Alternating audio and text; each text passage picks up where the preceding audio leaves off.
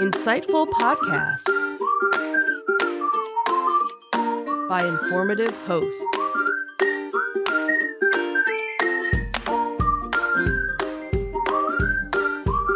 Insights into Things, a podcast network.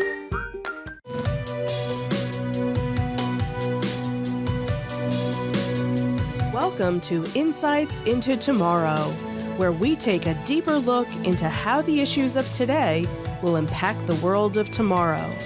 From politics and world news to media and technology, we discuss how today's headlines are becoming tomorrow's reality.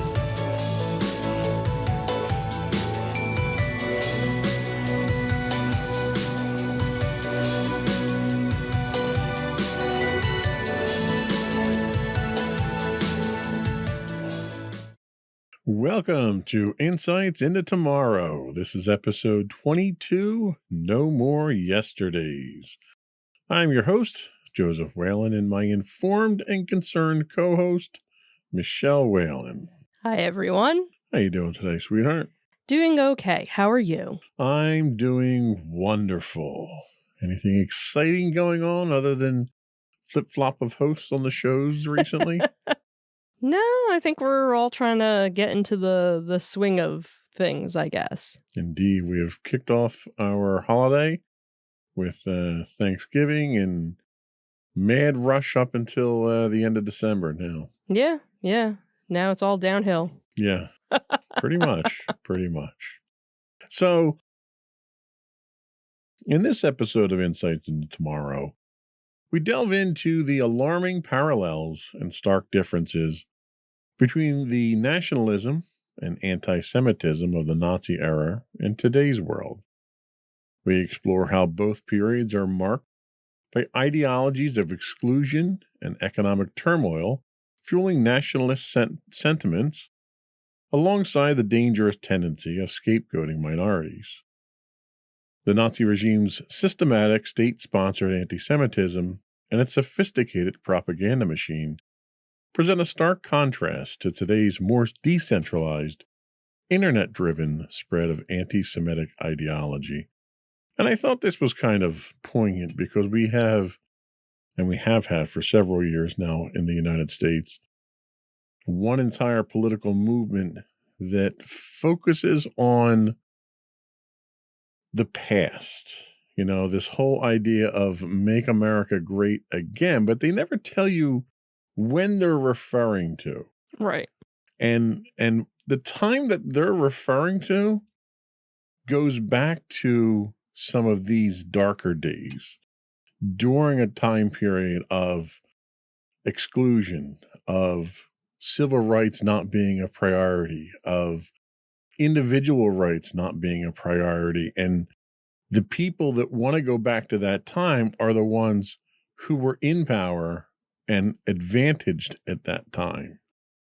And that was a very small number of people at the time. Mm-hmm. So the fact that you have a large segment of the population pushing for that now and completely ignoring the parallels that they're shooting for now compared to what happened in the 1930s and 40s with the rise of other nationalist movements, socialism and fascism, is disturbing. And that's why I titled this podcast No More Yesterdays. You know, we don't want to go back. We've, over the last 100 years, we as a country, we as a civilization, and the human race in general have evolved considerably in that time. And there's a segment of the population who desperately wants to drag us back to those dark times. So we're going to take a look at some of the comparisons on that and offer some insights and side-by-side looks at what it was like then, what it is today, and hopefully have enough wisdom to not go down that dark path again. But before we do that, though, I want to take a moment to remind our listening and viewing audience to, if you don't already do so, subscribe to the podcast You can find audio versions of this podcast listed as Insights into Tomorrow. You can also find audio and video versions of all the network's podcasts listed as Insights into Things, pretty much anywhere you can get a podcast these days. I would also invite you to write in, give us your feedback, disagree with us, tell me your point of view. You can email us at comments@insightsintothings.com. You can find us on X at insights_things, or you can find links to all those and more on our official website at www.insightsintothings.com. Shall we get going? Oh, let's the fun begin. Here we go.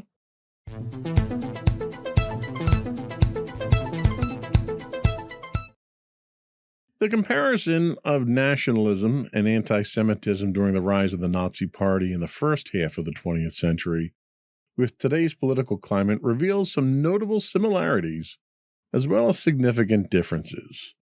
From a similarity standpoint, you have an ideology of exclusion. Both eras witness ideologies that define the nation in exclusionary terms, which is really contrary to what this country was ever built on. The Nazi Party's version of nationalism was grounded in racial purity and the exclusion of Jews, among others. Despite the fact that there's Jewish ancestry on Hitler's side, and Hitler wasn't even German to begin with. So, purity. Modern nationalism, while not typically as extreme, often similarly hinges on defining insiders and outsiders, sometimes marginalizing certain groups. There's also significant similarities in economic factors. Economic uncertainty played a significant role in the rise of the Nazi Party as it capitalized on the economic woes of post-World War I Germany to gain support. Today, the economic uncertainty, particularly in the wake of globalization and economic crises, also fuels nationalist sentiments. So now we'll talk about scapegoating. So the Nazi regime notoriously used Jews as a scapegoat for Germany's problems. In contemporary politics, while not as extreme or widespread, there is still a tendency in some nationalist narratives to scapegoat immigrants or ethnic minorities for social and economic issues. The use of propaganda. The Nazis were adept at using propaganda to spread their ideologies. And today, while the methods have evolved, the use of media and particularly social media to dismantle nationalist and anti-Semitic sentiments echoes this aspect of the past. The rise of the term fake news to discredit credible sources that point out the lies and crimes of one political organization over another has threatened to undermine any source of truth. So while there's a number of similarities, there's also differences. So the first one we look at is the institutional framework. The current global institutional framework, including organizations like the United Nations and various human rights conventions, acts as a significant barrier against the rise of extremist ideologies akin to those of the Nazi era. Even though the United Nations has proven time and again to be ineffective against even mildly concerted efforts by a few obstructionist members to undermine the basic principles of its existence. The other is public awareness and education. Again, you would think by now we would have a better understanding of these things having lived through it once. There is a higher level of public awareness and education about the dangers of extreme nationalism and anti-Semitism today, largely as a result of the lessons learned from World War II and the Holocaust. However, with active efforts to distort history, ban books and curricula teaching about the atrocities and culture of denial has arisen that threatens the basic defense against a repeat of the atrocities of the Nazis. Then there's the extent and nature of anti-Semitism. The anti-Semitism of the Nazi era was state-sponsored, systematic, and led to the Holocaust. Modern anti-Semitism, while a serious concern, typically does not manifest with the same intensity or state-level endorsement. This less intensive approach in and of itself may actually be more dangerous, and it makes the concept of anti-Semitism more appealing to the less radicalized members of society, and thus threatens to make the practice even more widespread. Globalization and digital connectivity. So now we have the contemporary world, which, is more interconnected now than it was in the 1930s and the 1940s. This globalization and digital connectivity can both fuel nationalist sentiments, but also provide means for counter-narratives and global solidarity against extremism. So recent history has shown how easily social media can be manipulated to propagate hate and violence more so than prevent it throughout. So, just on what we talked about here, do you think the technological advantages of communication today makes it more or less likelihood for something like this nationalist movement to propagate or be defended against? Honestly, I would have to say kind of a little bit of both. It's definitely easier for the word to get out, for this propaganda to be spread. You have so many people that as soon as they see a post about something, a tweet about something, a picture about something, they forward it to everybody that they know without even checking to see if it's factual. But then on the other hand, you have real-time news, real-time events that are happening that people are being informed about pretty much right as it happens, as opposed to back in the day where it could be weeks before somebody heard about something, months before somebody heard something, hours before.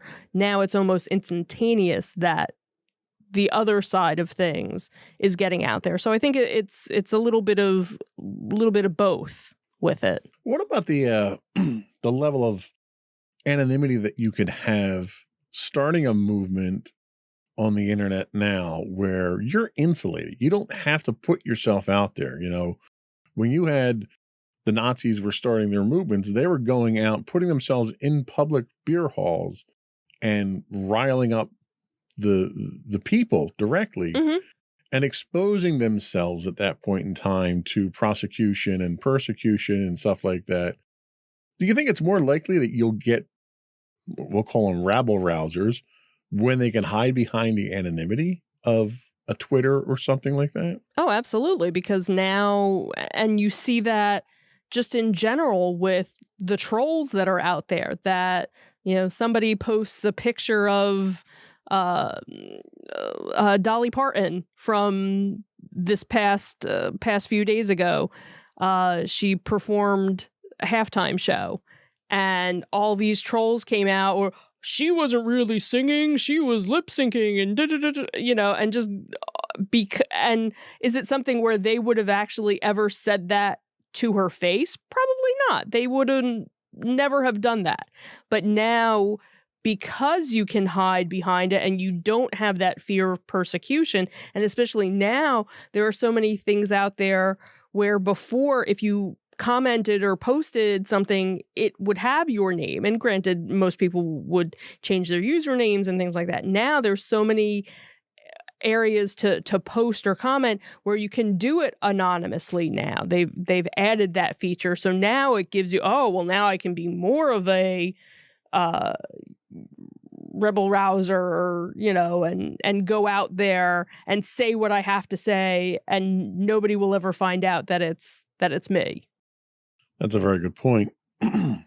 So how do you think the rise of social media and the concept of fake news has affected the way Americans understand and discuss political issues, including topics like nationalism and anti-Semitism? Can people have sit down with with somebody that's so passionate. You almost need to find somebody who's, I don't want to say sensible, but because everybody is passionate about their stance, no matter which stance they take. But sometimes when you're so passionate about something, you can't even allow the other side to even educate you on how they feel. Why do you feel the way you feel? What has been done to you? But you need to hear me as well. And that's, I think, the problem, that when you get into these situations, the person that's, from both sides, they're just so passionate, they don't even have that moment to just let me sit back take it in. There's an overall lack of objectivity when the passions run that high. Right. And when you lack the ability to be objective, you also can't make a logical, objective argument for your point of view either. Right. And I think that's the problem. Like, if somebody questions, if you feel passionate about something, that's wonderful. And if somebody questions you about that, you should be passionate enough, but knowledgeable enough to defend your point of view. Right. And when you resort to insults, which is usually the first direction that it goes. Right. It's first they start to insult you, and then they attack your position without providing any support for their own position. When you go to those tactics, you kind of lose all your credibility at that point in time. Right. And that's, I think, what we tend to run into. So we're going to take a quick break, and when we come back, we're going to dig in a little bit deeper into some of the anti-Semitism of the Nazi era. We'll be right back.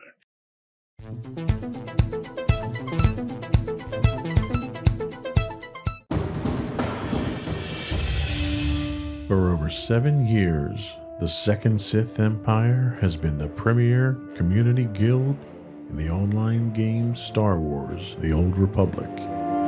With hundreds of friendly and helpful active members, a weekly schedule of nightly events, annual guild meet and greets, and an active community both on the web and on Discord. The Second Sith Empire is more than your typical gaming group. We're family. Join us on the Starforge server for nightly events such as operations, flashpoints, world boss hunts, Star Wars trivia, guild lottery, and much more. Visit us on the web today at www.thesecondsithempire.com.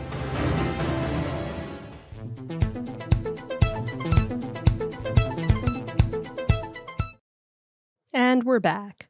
So the comparison of anti-Semitism in the Nazi era and its manifestation in the contemporary world underscores both a continuity in prejudice and a significant shift in how it is expressed and dismantled. So anti-Semitism in the Nazi era. You had state-sponsored policies, and the most striking aspect of Nazi-era anti-Semitism was its systematic state sponsorship.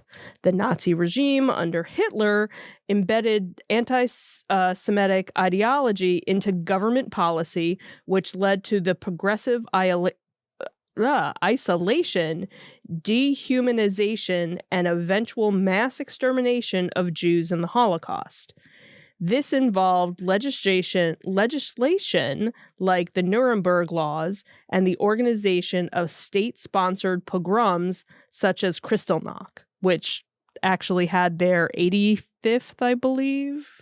No, I'm trying to remember how many. I think it was 85 years. Recently, it was the anniversary of Kristallnacht, actually, not that long ago. So then we also have the propaganda machine. The Nazis effectively used state controlled media, including newspapers, films, and radio broadcasts, to spread this anti Semitic propaganda. This propaganda was sophisticated and persuasive, shaping public opinion by depicting Jews as the source of Germany's economic problems and social decay. This constant bombardment of anti Semitic messaging was a key tool in desensitizing the German public to the escalating persecution of the Jewish people. And I think that's really the key there is the desensitization, because I think you're running into that now, Hmm. contemporary wise. So anti Semitism in the contemporary world is a little bit different, but certainly still present. There's a resurgence in incidents. In recent times, there's been a noted increase in anti Semitic incidents globally. These incidents range from vandalism and hate speech to violent attacks. Unlike the Nazi era, contemporary anti Semitism is not typically part of an overt government policy, but rather manifests at the level of individual actions and groups, some of which can be classified as extremist or terrorist in nature. You also have the role of digital platforms today, which we already talked about briefly. The proliferation of the internet and social media has radically changed the landscape of how anti Semitic ideologies are spread. These platforms often serve as echo chambers, where harmful stereotypes and conspiracy theories about Jewish people can be circulated rapidly and without traditional filters or controls. Unlike the centralized state-controlled propaganda of the Nazi era, modern anti-Semitic rhetoric is more decentralized, but can be just as pervasive and insidious in its reach.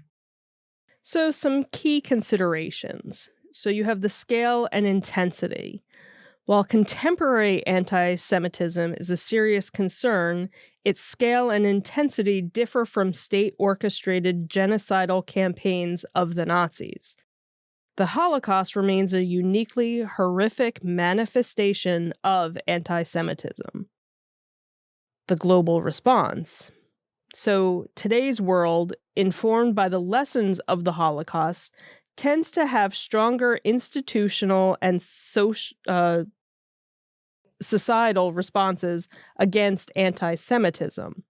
Numerous countries have laws criminalizing hate speech and Holocaust denial, and there are global efforts to combat and educate against anti Semitism.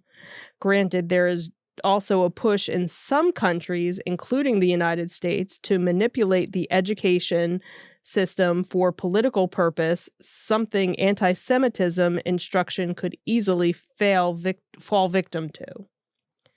Then we also have the challenges of the digital age. The decentralized nature of the internet poses unique challenges in monitoring and countering anti Semitic content.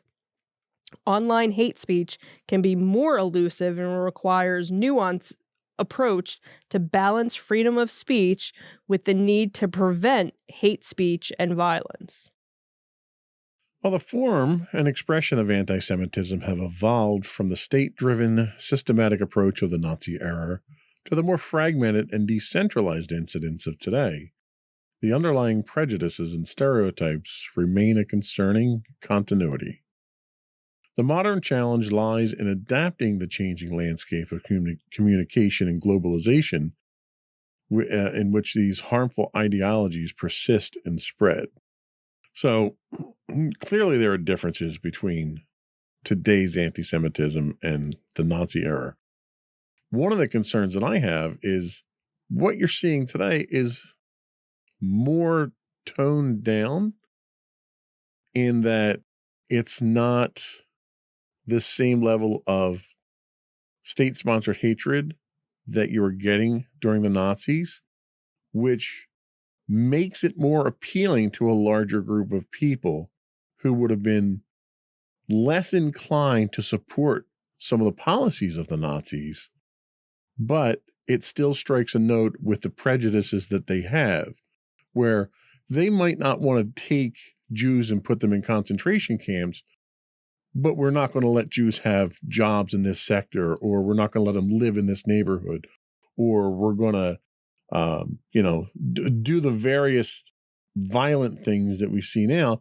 And it makes it almost more palatable to a larger group of people because you're not catering to that extremist group. What are your thoughts on that? Well, unfortunately, again, right now with what's going on, there is the violence going on. There are people that are out there that it's not the Holocaust. It's not let's put you in a concentration camp. It's let's just kill the Jews. Like that's what is so scary is there are people who in almost every country right now, people that are being attacked only because they are Jewish. You have a woman in France who a group of people broke into her house and beat her up and almost left her for dead only because she was Jewish. So unfortunately, from what I'm seeing, it's almost worse in a way. That's my point.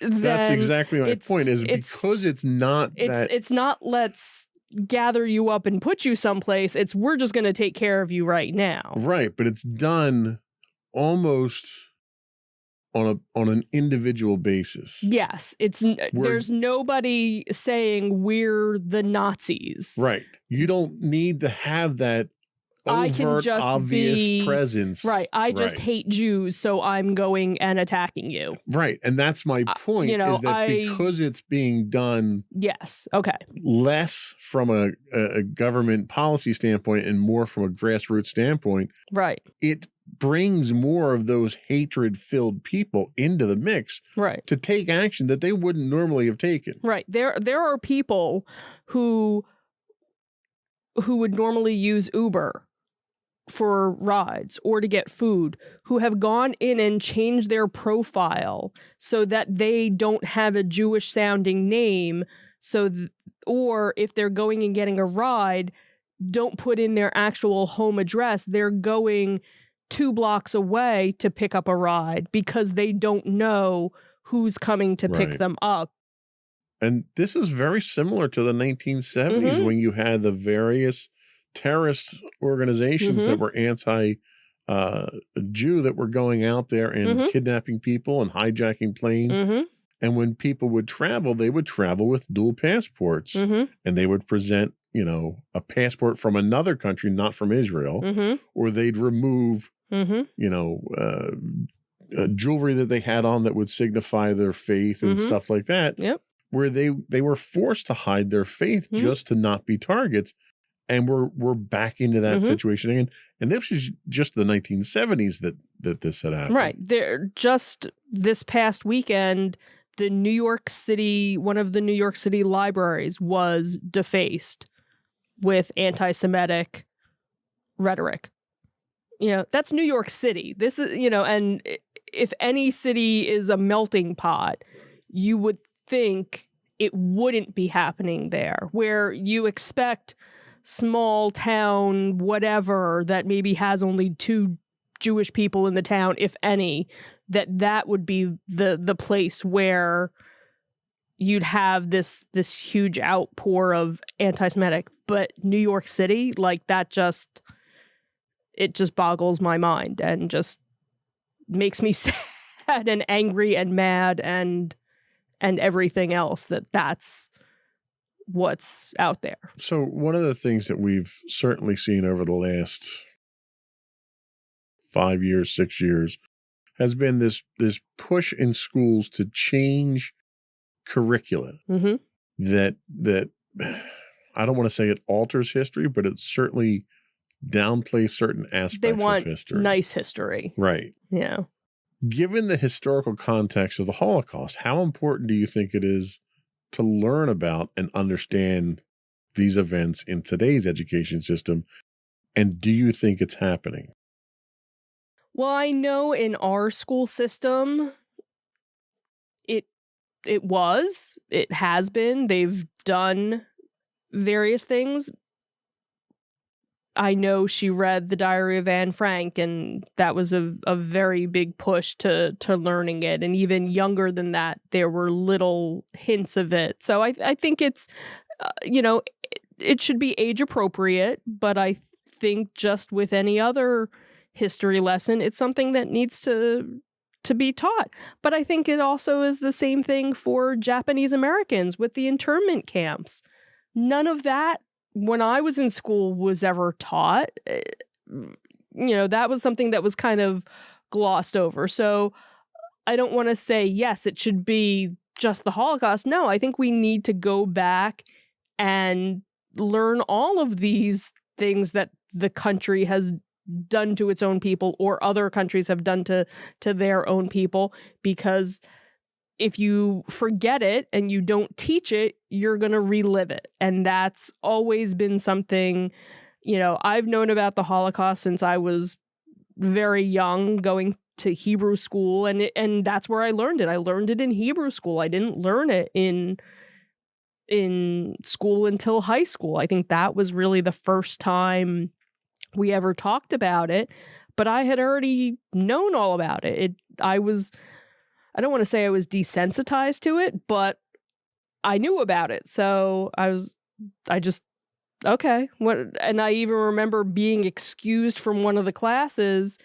because I already knew. The teacher didn't want to bore me with anything or upset me. So if you want to go to the library, feel free. Okay, sure, I'll go. But that's just always been something, like I said, we've always been taught as a Jewish people, we have to keep talking about it. We have to keep teaching about it, because the minute we stop, it's going to happen again. And that's where I think so many people right now, with everything that's going on, we feel like if we don't speak up and say something, that we're kind of going down that road again to being put, into a concentration camp. How scary is it that people are posting on Facebook, if something happens, will you hide me? And that people aren't responding to it, that people feel the need that they have to even put that out there because they're in such fear of their life. Yeah. Like that's no way for anybody to live, no matter what religion or background or race you are, to have that fear. Honestly, that's one of the reasons why I wanted to talk about it on the show today, because it is getting to that point. It's getting to the point where we're really threatening to go back down that path again. And with the coming election, and one of the major candidates in this election, it's a significant threat. And the things that are being said by this candidate now tell you that that's the kind of world that he wants to live in, where he's the one that's in charge. He's the guy that's picking and choosing who goes to the camp and who doesn't. So we're going to take another break. And when we come back, we're going to take a look at the real risk of history repeating itself. We'll be right back.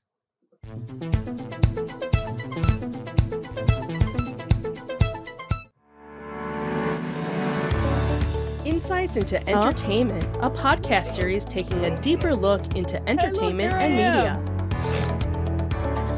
Our husband and wife team of pop culture fanatics are exploring all things from music and movies to television and fandom. We'll look at the interesting and obscure entertainment news of the week. We'll talk about theme park and pop culture news. We'll give you the latest and greatest. Because the husband won't let her go to theme parks anymore. We'll give you a deep dive into Disney, Star Wars, and much more. Check out our video episodes at youtube.com. That she gets emotional at every time she does. Things.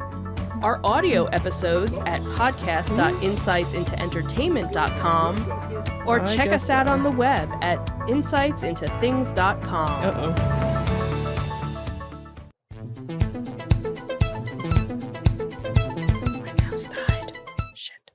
So what is the risk of history repeating itself?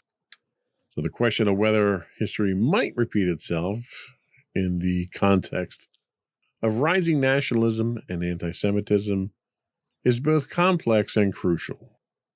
While there are parallels in rhetoric and sentiment with the 1930s and 40s, significant changes in the global political landscape and institutional frameworks suggest a different trajectory, albeit not without its own set of risks.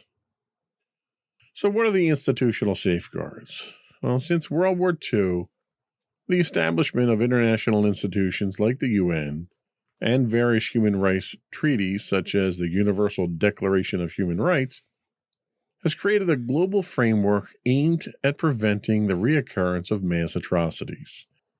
These institutions work towards promoting peace, security, and human rights, offering a platform for international cooperation and intervention which was lacking in the pre-World War II era. However, history over the last 30 years has proven that mass atrocities, ethnic cleansings, and continued human rights violations still occur all too frequently. So, what about the human rights norms? So, there is now a stronger global consensus on human rights norms. The horrors of the Holocaust were a key catalyst in the formation of these norms, and they serve as a moral compass that guides international relations and national policies, although adherence varies by country. But rogue nations and even rogue politicians have proven their ability to avoid prosecution from world courts while still committing violations of basic human rights. Then we have the democratic resilience. So many countries have developed more robust democratic structures compared to the early 20th century. These structures are designed to safeguard against authoritarianism through checks and balances, independent judicial systems, free press, and regular fair elections. However, even the bastion for democratic government, the United States, has proven that it is not immune to wavering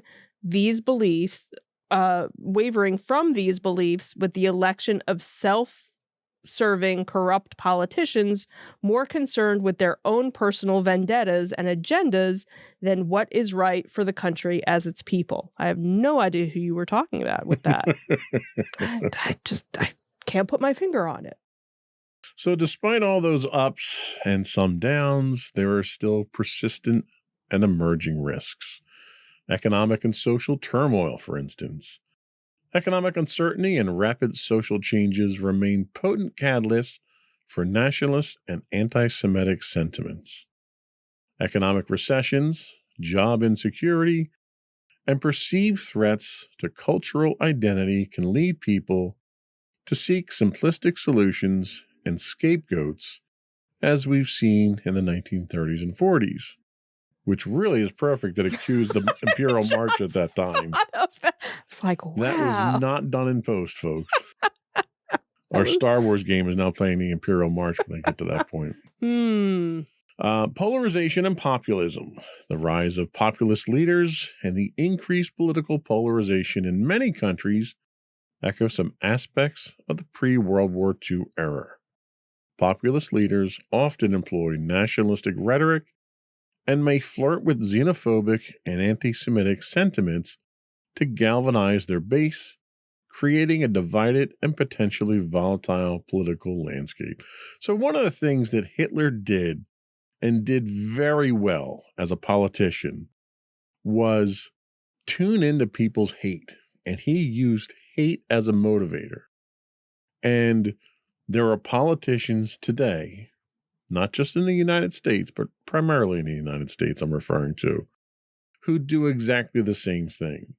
They can pinpoint exactly what people want to hate or what they're prone to hate, and then just open up a can of it for them and use that to lead them around. And then all of a sudden you have this rabid group of literally mindless followers that will do anything for you if you feed that hatred. Mm-hmm.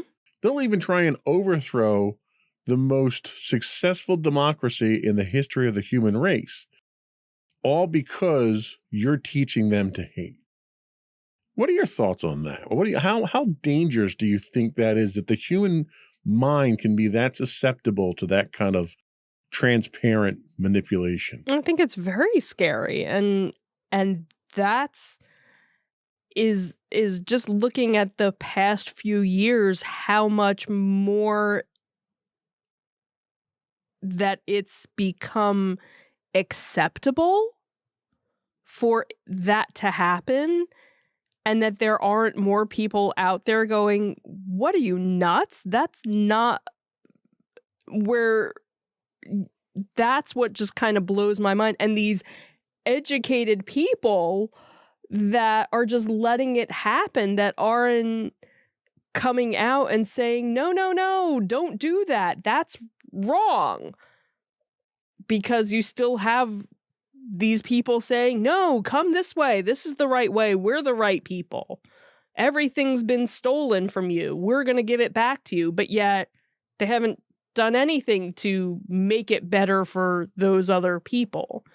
And some of them have woken up, but a lot of them are still drinking the Kool-Aid, I think. And it almost, there are days when it kind of makes you wonder, maybe I should just drink the Kool-Aid. Maybe That's then dangerous. No, and I get it. And that's where it almost makes you wonder, am I the crazy one? Maybe I'm not in reality. Everybody else is in the reality. Like, how can people let this happen and everybody think it's okay and nobody's standing up to these people? It just makes you think, oh, well, then it must be me if nobody else is standing up for them, or nobody else thinks this is wrong. Well, it's funny you put it that way, because it reminds me of an old Three Stooges skit. And it's, a takeoff on Nazis and Hitler and stuff. And the Moe declares himself a dictator. And one of the other Stooges says, well, what's a dictator? He says, well, a dictator, he promises the people everything, gives them nothing, then takes it all. And that's exactly what our politicians try to do on a regular basis to us. Yeah. And this was, a social commentary by comedians 80 years ago. Right. And we still haven't learned from it. Right. What is wrong with society that society allows this to keep happening? Right. And granted, yes, there is good in the world. There are people out there who are trying to make a difference. But it just seems like you always knew there were still Nazis around. They never went away. They were just kind of quiet. They were just kind of, in the background. You knew when you traveled certain places, okay, we're going to bypass this area, or we're not going to go here if we're of a certain color or a certain race, or if we look a certain way because of whatever. Where now it's out in the open. They're not ashamed at all to fly a flag. And that's the promoting thing. it. You make a very good point. They're not ashamed. There was a mark of shame to be a Nazi. And society wouldn't allow them to see light of day. Right. So anything that they did had to be backroom stuff, away from society. If you had and a pin, you had it, under your lapel. And, if you met somebody who you thought maybe, oh, okay. And then it was the Hail Hydra type stuff. Right. Right. But now somehow in the last 10 years, society has been dragged into the gutter to allow these people to see the light of day. You go to flourish. Disney World, and outside of the gates of Disney World, you would have protesters walking around with big giant banners with swastikas all over them. And it's because society normalized it. And not all of society. Certain segments of society. You had 4 years in this country that normalized it. Right. You had 4 years in this country when neo-Nazis were referred to as decent people. Right. That's what normalized it. Right. That's why we're here today. Mm-hmm. Yep. And it has to stop. Absolutely. We have to not let history repeat itself. Mm-hmm. We're going to take our last break. We'll come back and then we'll wrap up. We'll be right back.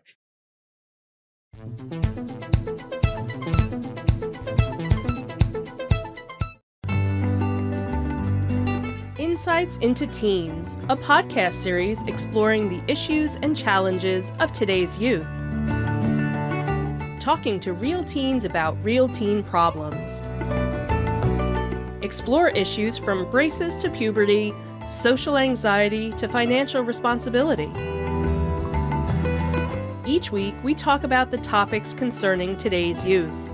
We look at how the issues affect teens, how to cope with these issues, and how parents, friends, and loved ones can help teens handle these challenges. Check out our video episodes on youtube.com/insightsintothings. Catch our audio versions on podcast.insightsintoteens.com or on the web at insightsintothings.com.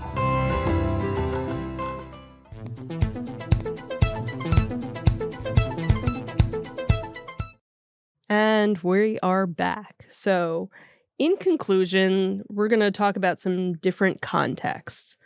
So, today's world differs significantly from that of the 1930s and 1940s in terms of international cooperation and the general global awareness of the dangers posed by extreme nationalist and racial ideologies.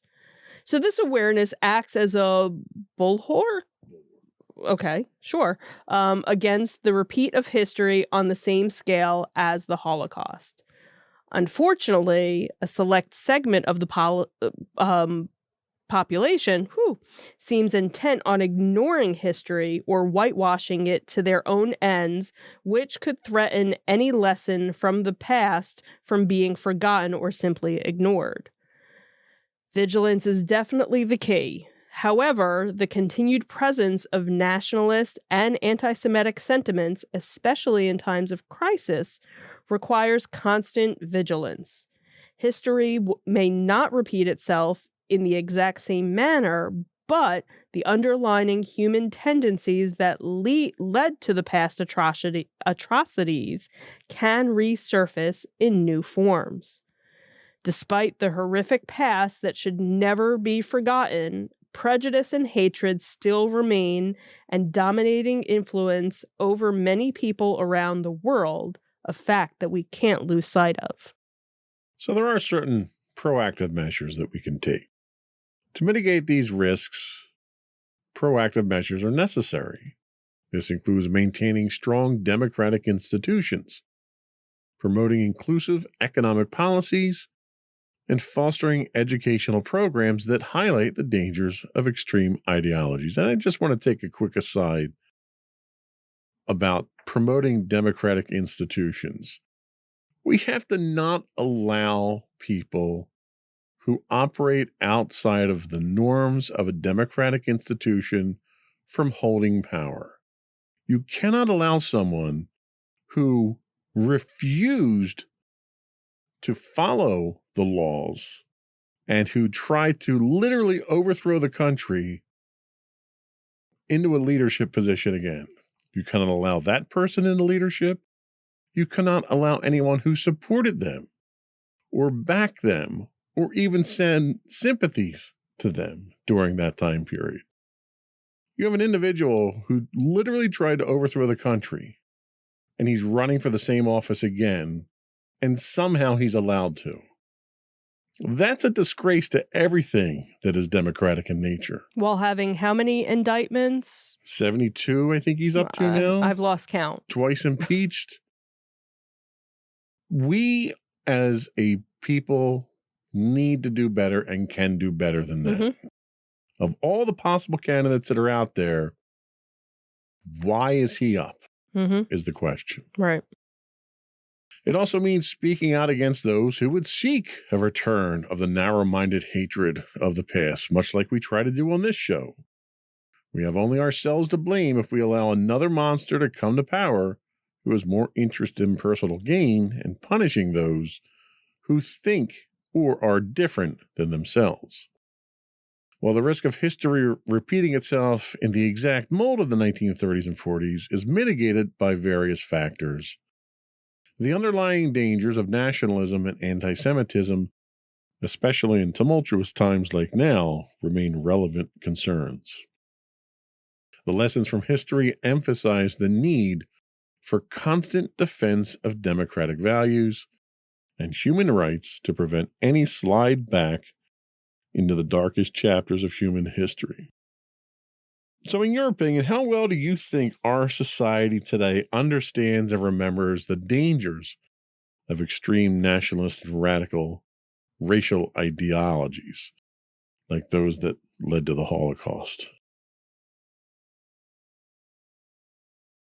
I don't know, because we're kind of going through a lot of that again with the recent events. I don't think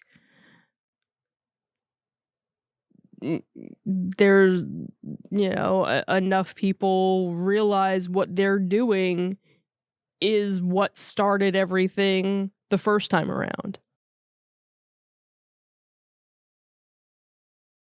So, all right, let me ask you this. Given society's apparent emphasis on proactive measures and speaking out against narrow-minded hatred, what do you think is the role of an individual in today's society in preventing the rise of extreme ideologies? What can the average person do?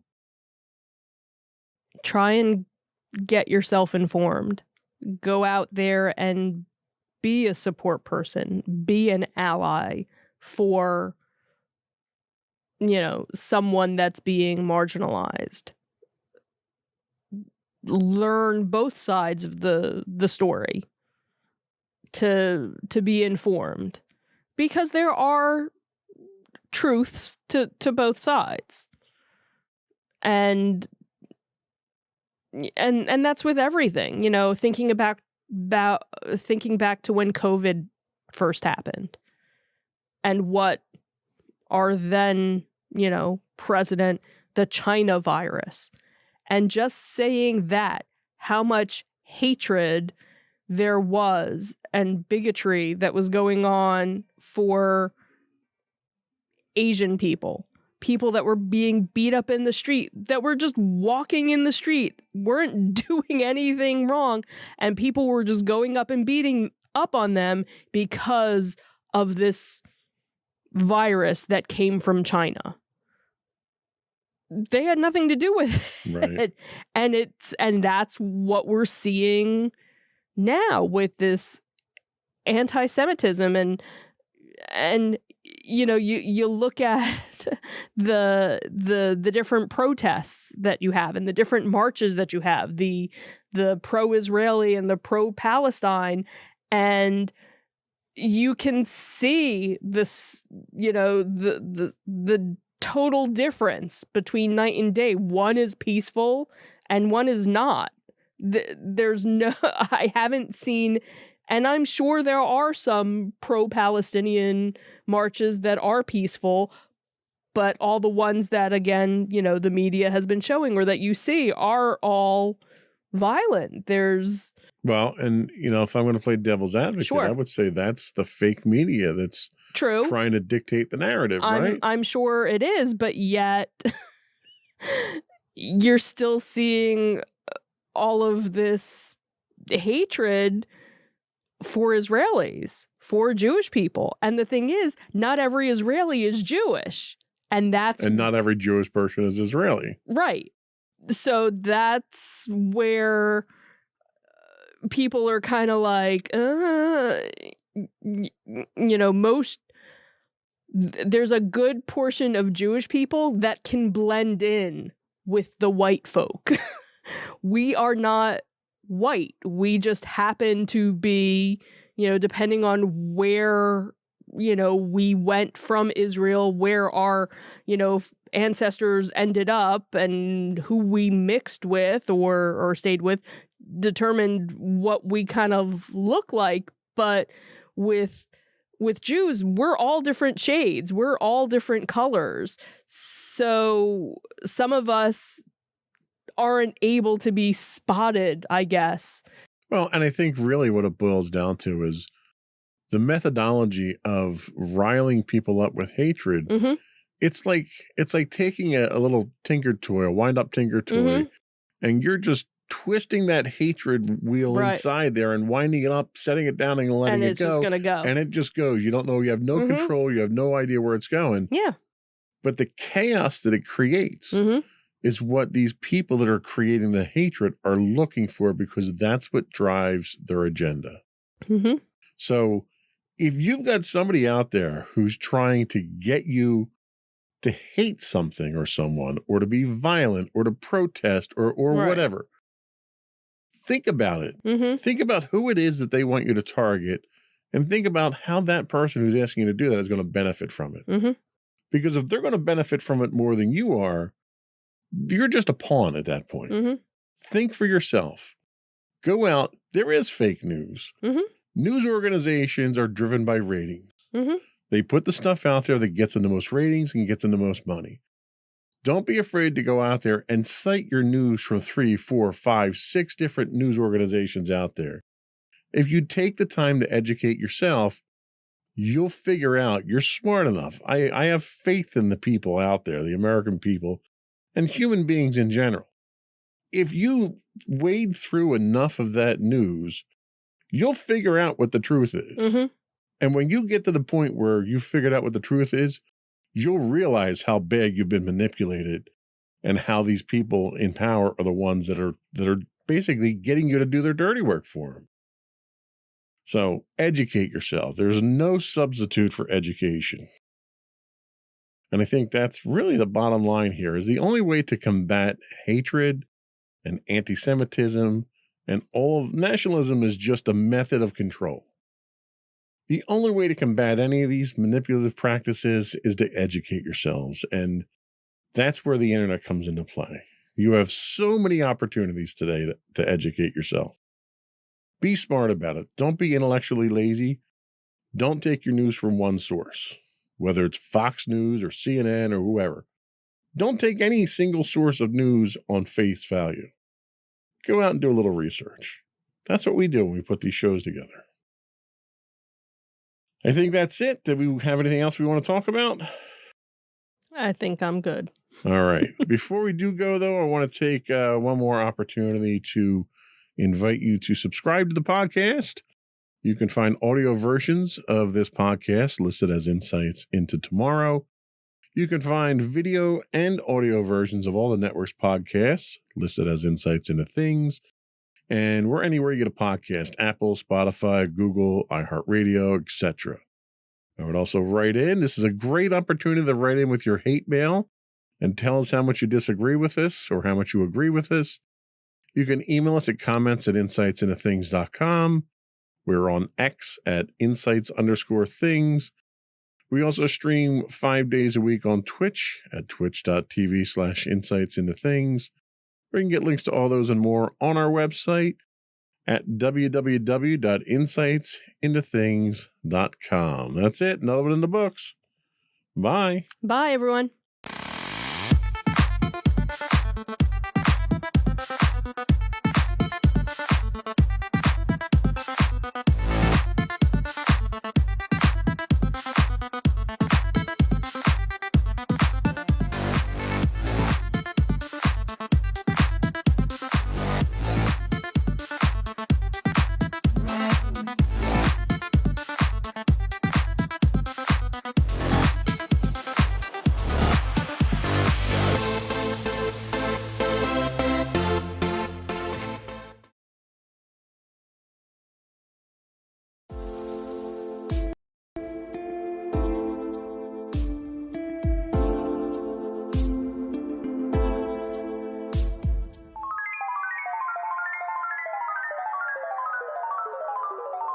No credits roll.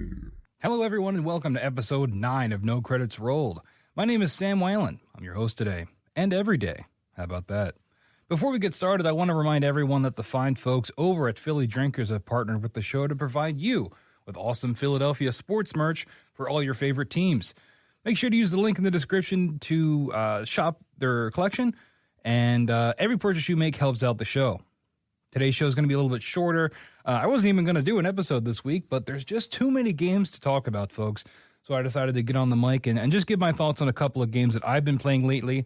And that's pretty much what we're going to cover today. There's not going to be a whole lot of news. I did try to include a news story to go with each of these reviews, just to keep some element of the news in there. But it's mostly going to be reviews. It's going to be me yapping for however long I want to go, talking about 2 games that I've been playing in the last week or so. Also, before we get started, I want to remind everyone to go ahead and leave a like on the show, leave a review, leave 5 stars wherever you can, wherever you subscribe.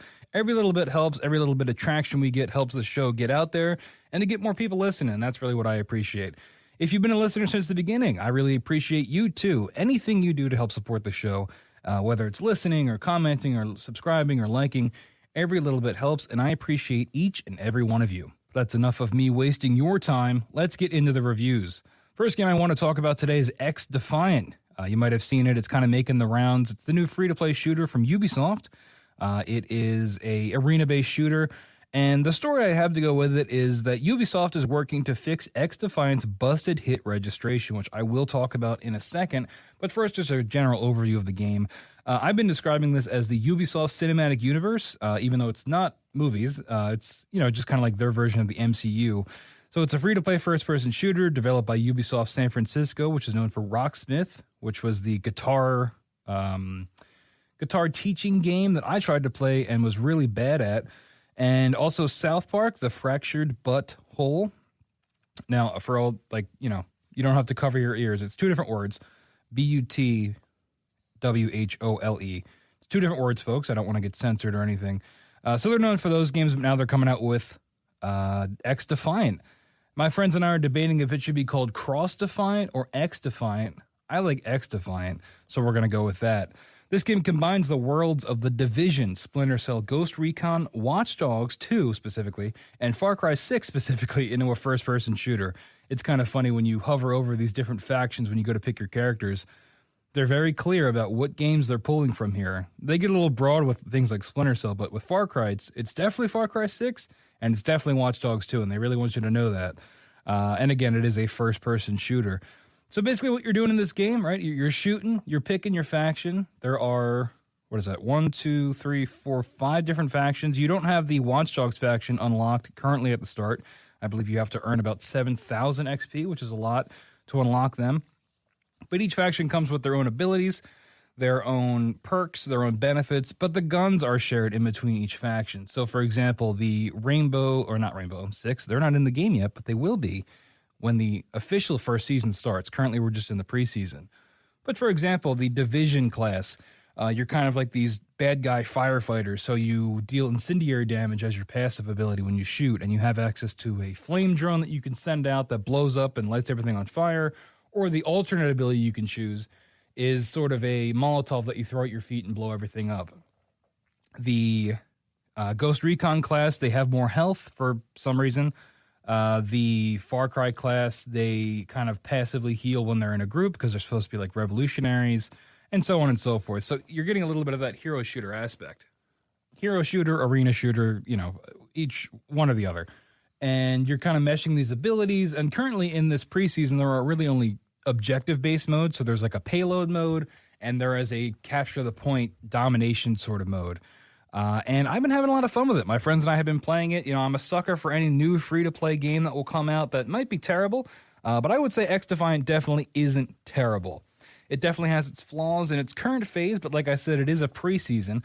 And hopefully they're going to work out a lot of these kinks once the full thing releases in Season 1. I definitely think the game has a lot of potential, with that backing of Ubisoft. If they really want to do this, if they really want to commit to this game being their free-to-play shooter, their free-to-play arena shooter that they're going to update and add things like cosmetics to, their live service. We've talked about live service games on this show before.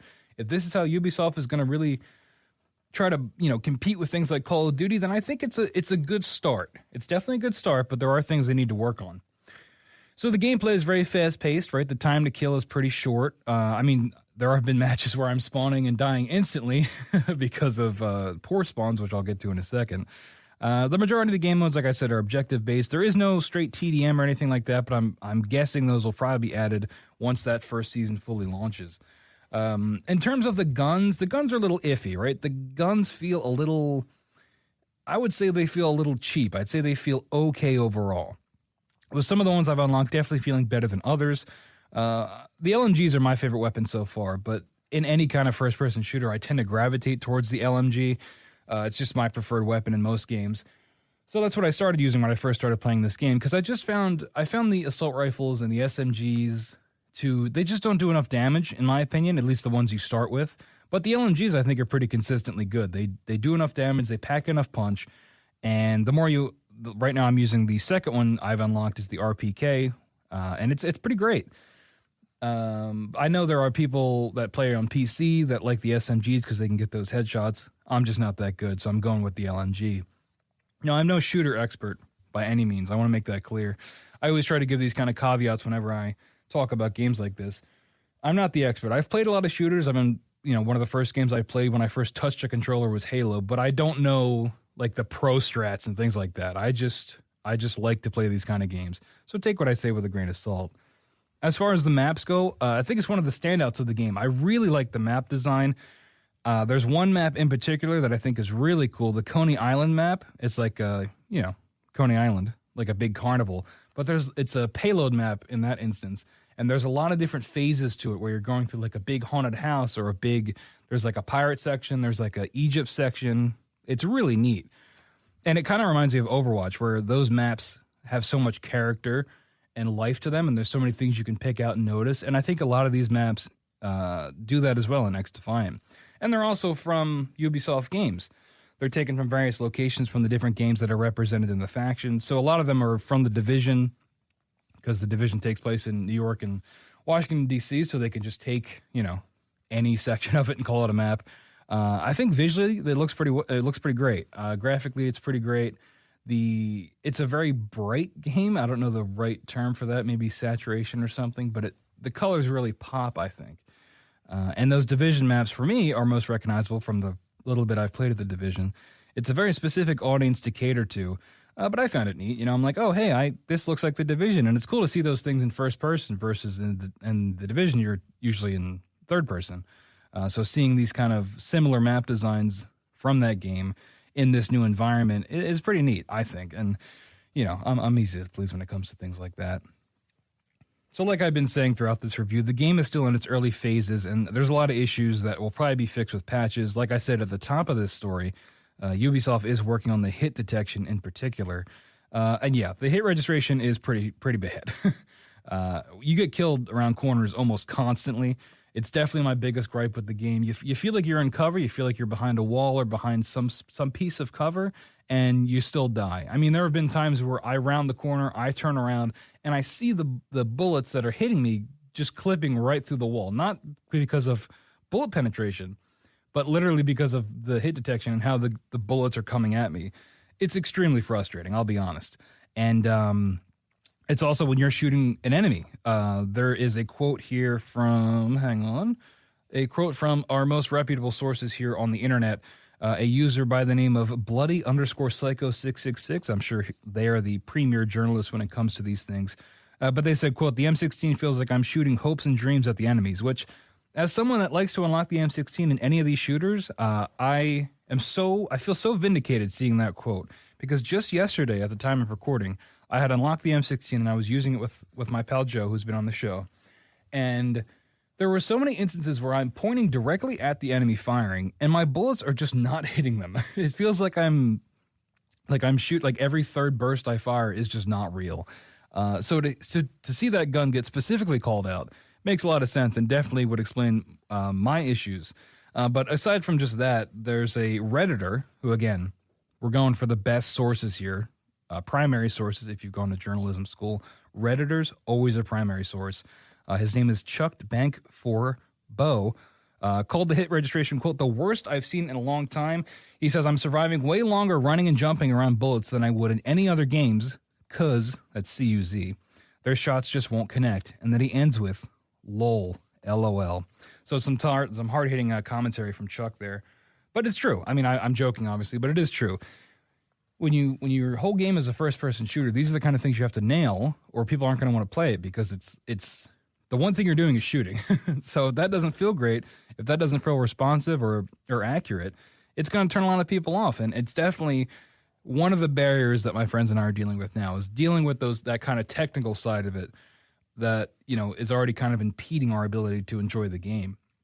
And that's not to even mention, the people that are extremely sweaty on PC, bunny hopping around corners, sliding, doing insane stuff that you can only do on PC.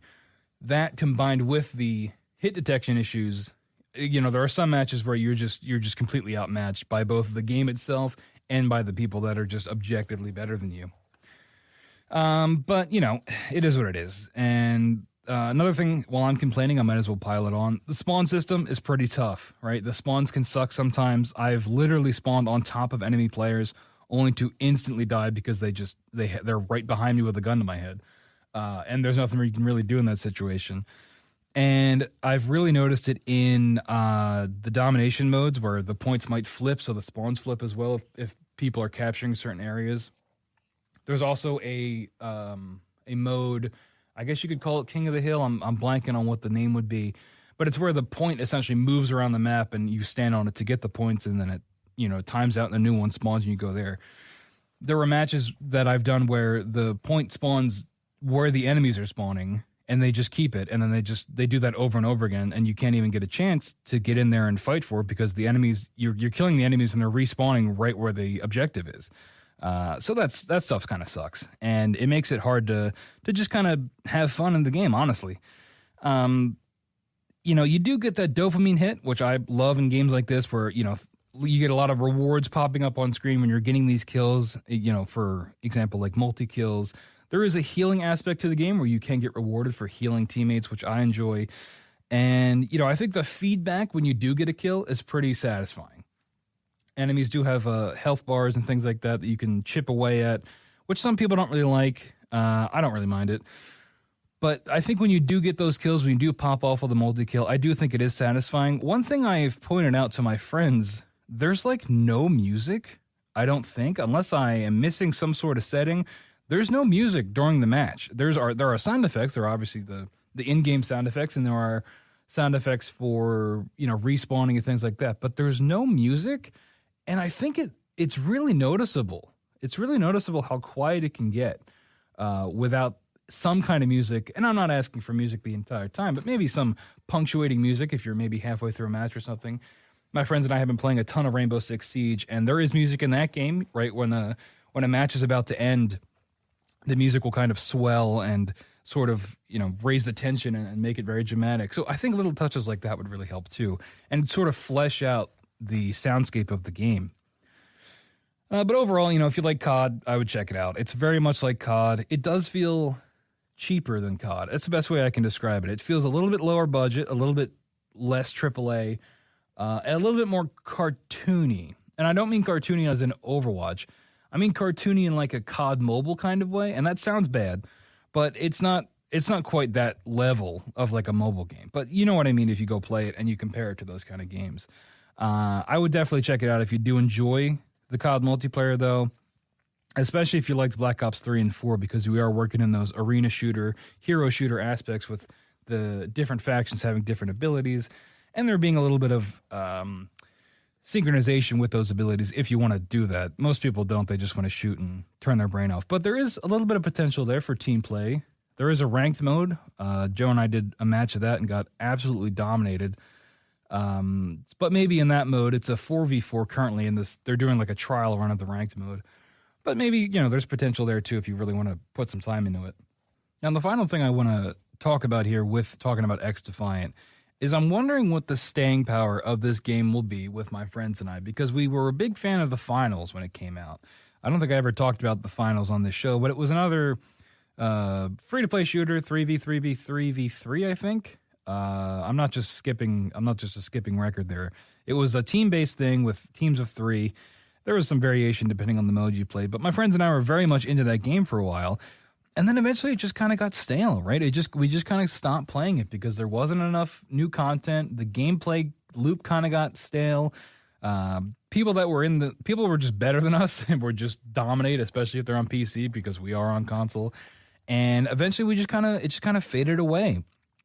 And I'm wondering if that same thing will happen with X Defiant.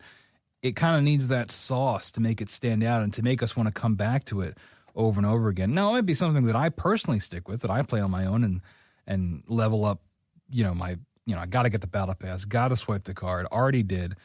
You know how it is. Support the Patreon, by the way.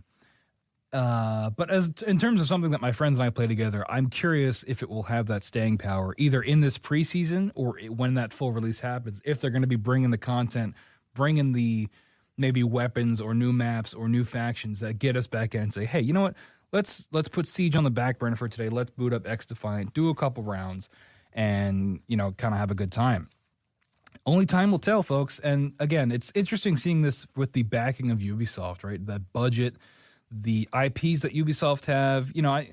I'm not saying like The Division is like a COD killer or anything, but it is cool seeing these different IPs utilized in one game. And I think there's a lot of potential there, right? I mean, Ubisoft, you still got Assassin's Creed, you still got Rainbow Six, which I believe is coming in that first season. Will we see the Rabbids? Will we see the Rabbids in X Defiant? Boy, I hope so. But yeah, only time will tell. But anyway, that's my thoughts on X Defiant. We're going to take a quick little break, and then when we come back, we're going to be talking about my second game today, Starfield. You're listening to No Credits Rolled.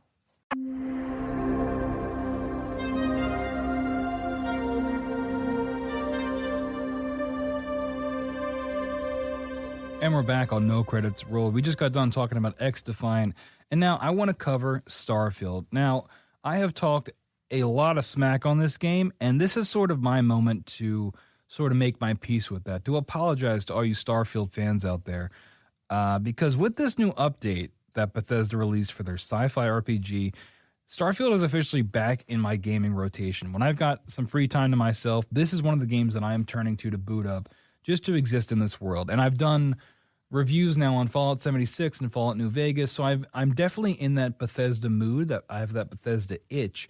And Starfield is really starting to satisfy that in terms of being a modern Bethesda game that I am invested in.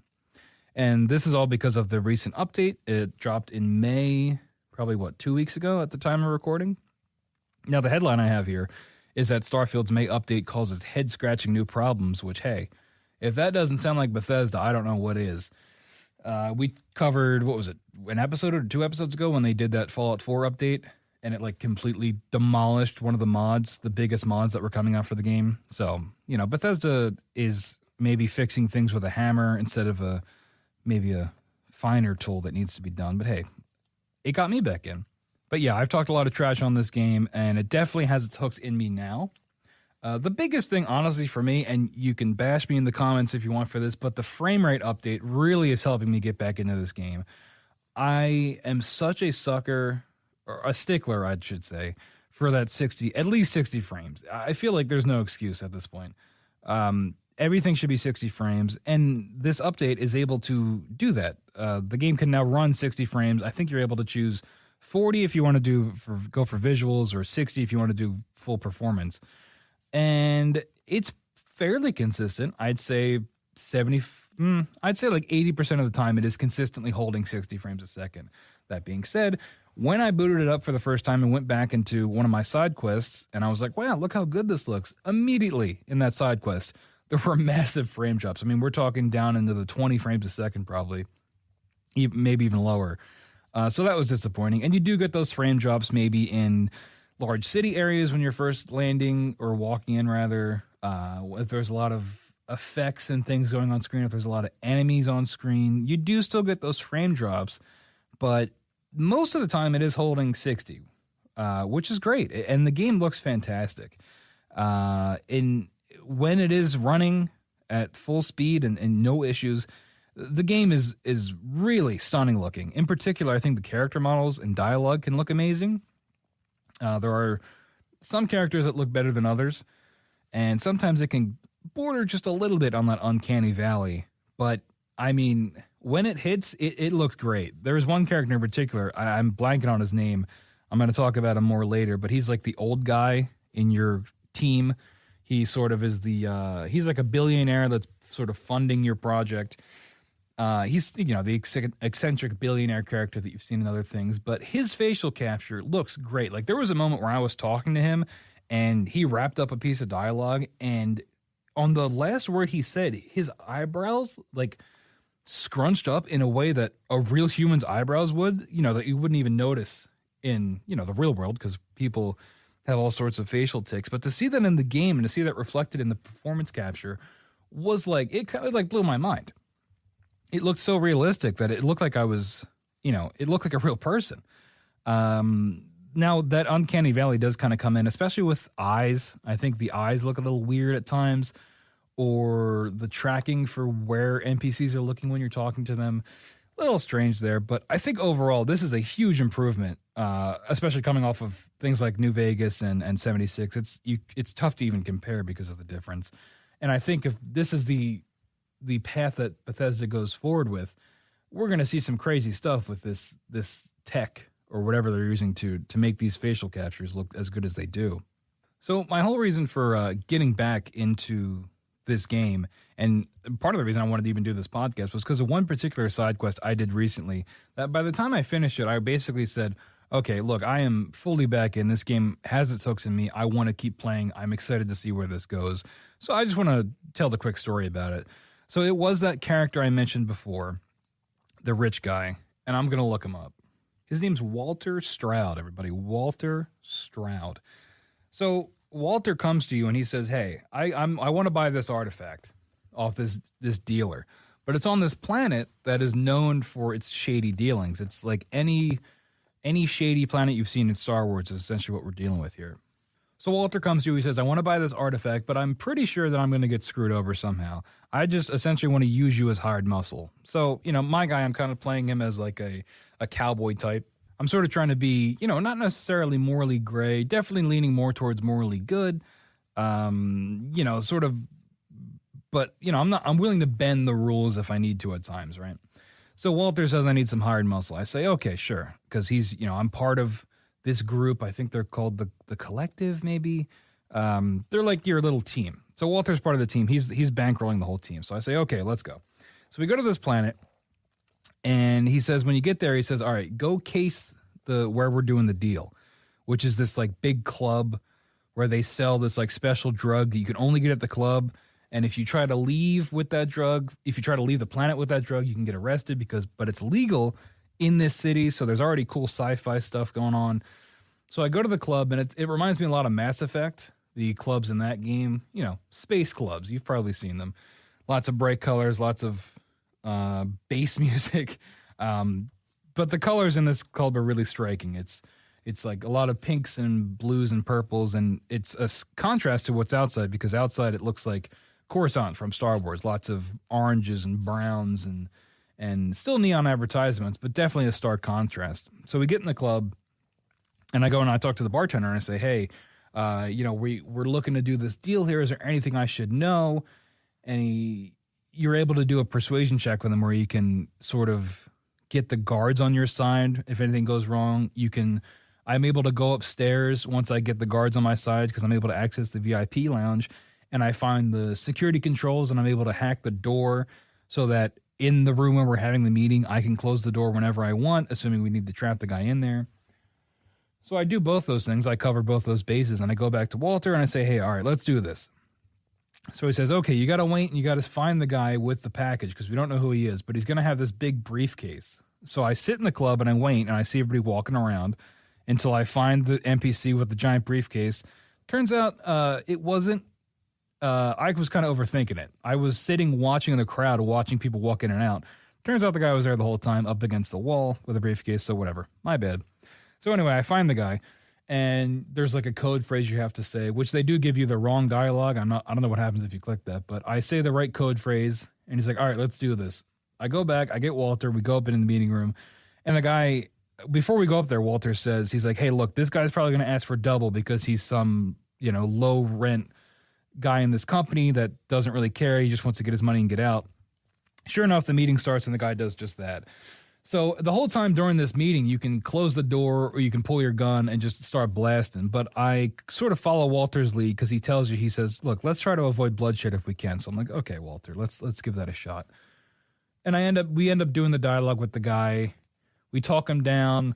Walter essentially has infinite money, so that's a fun bargaining chip because you can just give him whatever you want. And I end up avoiding bloodshed with this guy. And I get the artifact and Walter pays him and the guy leaves. So you walk outside, and all of a sudden you're held at gunpoint by all these guards. And the guards are like, hey, we're from this other company that's competing with Walter's company. And they're like, hey, that's our artifact. And then you're like, okay, well, I guess that's where that guy stole the artifact from. He worked for this competing company, stole it, and is trying to sell it to Walter's company. And because I had the guards on my side from casing the joint before, I was able to sort of have the guards come over and say, hey, this guy's accosting me. Let's, can you break this up? And they're like, okay. The guards back down, but they say, you're not getting off this planet with that artifact. They end up impounding my ship. So Walter and I are now stuck on the planet. And he says, look, Walter says, I know who's doing this. It's this corporate rival that works for this other company. We got to break into his office to stop, get our ship freed to lift the impounding. So I'm like, all right. So we walk over to the other guy's office. We go to the front desk and I fail the persuasion check to try to just let me in, right? To go talk to the CEO, which understandable. If you walk into Apple headquarters and ask to talk to Tim Cook or whoever's in charge, they're probably not going to let you in. So then Walter says, well, okay, we can find another way in. That involves sneaking. Now, as we're sneaking, Walter's wife appears. I forgot to mention this. Walter's wife is the other co-owner of his company. And she gets on the comms and she's like, all right, well, here's how you can sneak in. It involves crawling up the side of the building through elevator shafts, in ventilation ducts. It becomes like a Mission Impossible corporate espionage spy thing for a second. And I end up getting to the exterior of the building. I end up taking out the guards and getting all the way to this guy's office. And then, you walk in and of course the guy's expecting you, right? Of course the guy's got guards ready, waiting for you. And he says, all right, you're going to give me the artifact and then we're just going to kill you. However, Walter, because he has infinite money, proposes that he just absorbs this guy's company and makes it part of his company and allows this guy to just profit endlessly, essentially. And again, at any point you can start blasting and killing everyone. But I'm able to talk this guy off the ledge with Walter's help to have that guy join the company. And the guy's like, all right, well, fine, because, money solves all problems, as you know. And he says, okay, one last thing. We actually caught that guy from the beginning that sold you the artifact, and he's currently bleeding out my office because we shot him and took him prisoner. But if you want to wrap this up, I want you to deal with him. You as in the player character, me. So I walk into this guy's office, and sure enough, the guy's there bleeding on the table. And Walter's like, look, let's go easy on this guy. He's just a cog in the machine. He didn't mean to inflict any harm. And again, I'm deferring to Walter because by this point, Walter's kind of won me over. And so I go and talk to the guy and he's like, hey, look, please don't kill me, essentially. And I say, okay, look, we're going to let you go. But you can't speak any of this ever again. And the guy says, all right, fine, sure. And that's how it ends. And the guy ends up going free. We get the artifact. That Walter ends up buying that guy's company and we all live happily ever after. And it was just such a cool quest line of twists and turns and of different environments and there's always this thing where if you peel back the layers or you look at behind the curtains, you can see that this outcome probably would have happened no matter what, right? I probably would have ended up in this guy's office no matter what, talking to him, blah, blah, blah, blah, blah. But it was enough of an illusion for me that I really felt it. I felt like my choices mattered, and I felt like this path that I took fit how I was playing my character. It fit the world. It fit the character of Walter, who I'm sort of learning now because he's part of my team. And like I said, the different elements of it, of the corporate espionage to a little bit of combat, to the dialogue, to the choosing in the beginning to case the club and get those extra benefits, it all felt so great. And it all kind of wrapped up in a neat little bow of being able to let this courier guy go at the end and, show that mercy and to have it all tie back into the beginning of the mission when we met him in the first place. And it was that quest that made me be like, okay, this is really interesting and I'm very much into this. And that was kind of what got its hooks in me. And I was like, all right, we're going to keep doing this. Anyway, that was a very long-winded story, but if those kind of quests interest you, or if you like those Bethesda things where you take a side quest and it ends up, 2 hours of fun you never thought you'd have, then, Starfield definitely has those kind of quests waiting for you. But anyway, during the marketing, I think they described the design of the ships and things like that as NASA punk, which was kind of cringy at the time. But I really do notice that, especially in the base ship that you have, because I don't really care about upgrading my ship or changing it, because there is a pretty robust ship design mechanic, but I'm not really touching any of that.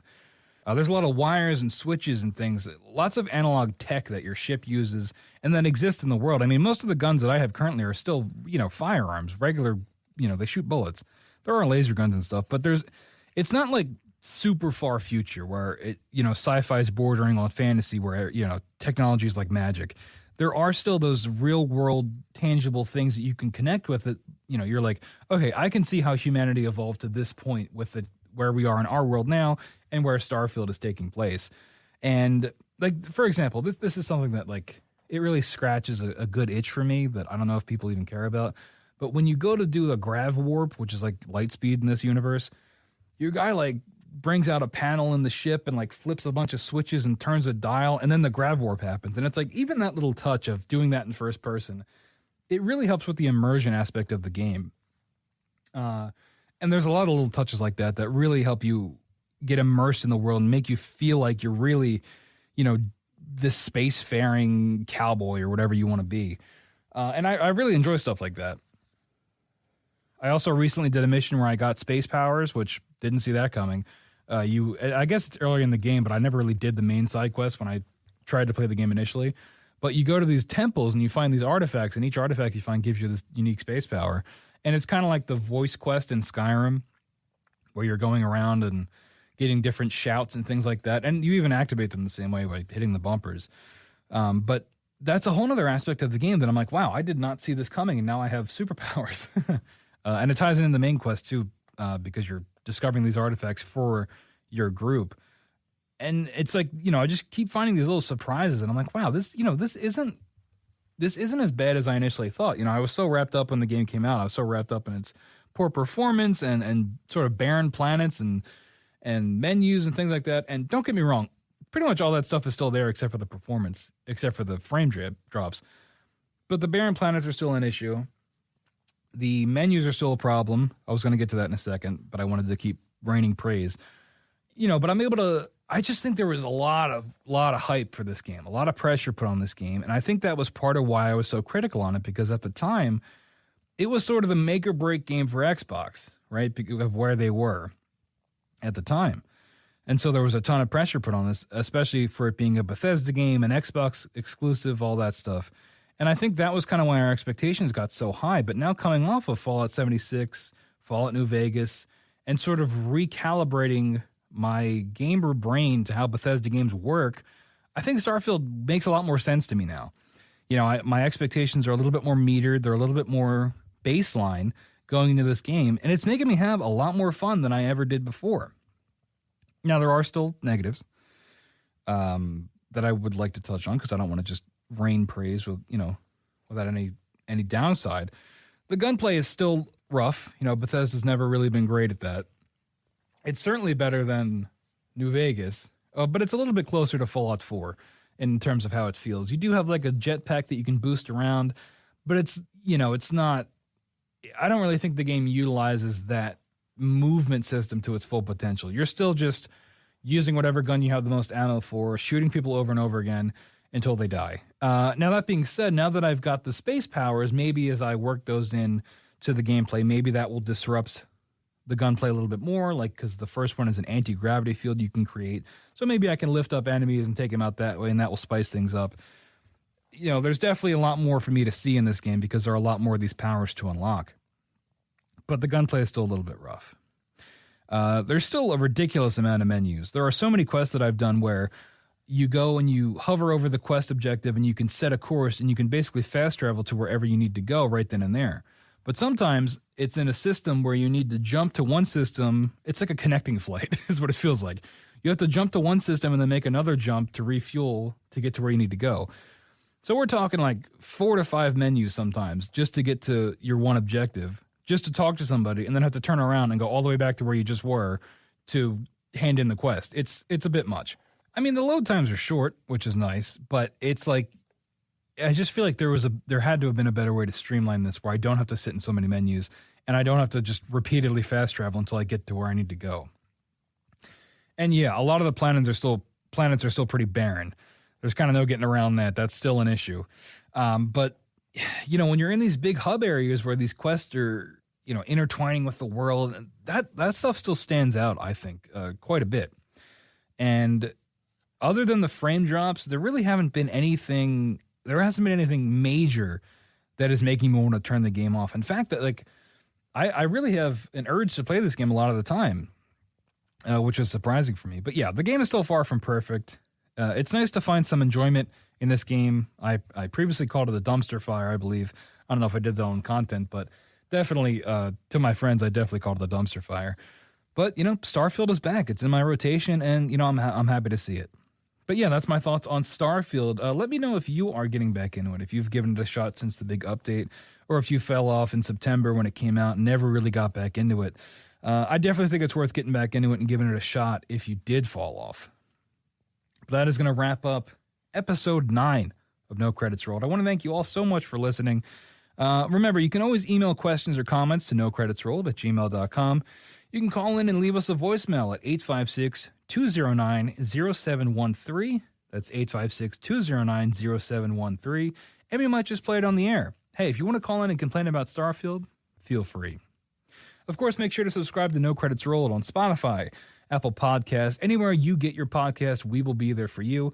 Leave a review, leave a like, leave a comment. Anything like that helps get the show into more people's ears. Also, we are on TikTok at No Credits Rolled. We are also on YouTube Shorts at No Credits Rolled. You can follow us there. I've been trying to get more into TikTok. I really enjoy posting on there and editing videos for that. So I'll do a little quick segment from the full show up on TikTok, and sometimes I'll do additional content there as well. So go follow us at No Credits Rolled on TikTok. There's also a Patreon you can subscribe to as well. Can't leave that out. Oh, I also want to tease next week's episode. Next week, I will be reviewing the Paper Mario Thousand Year Door remake that just dropped on Switch. I just got that installed the other day, so I will be talking about that next week for review. So make sure to tune in if you want to hear my thoughts on Paper Mario. And with that, I will see you next time on No Credits Rolled.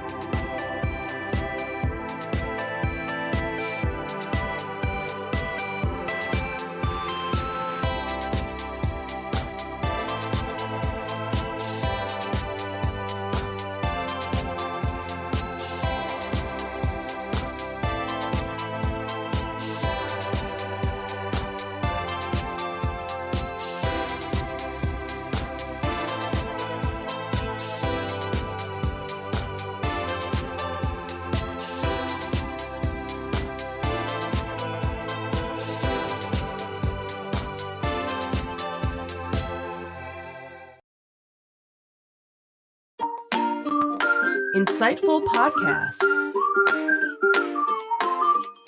by informative hosts.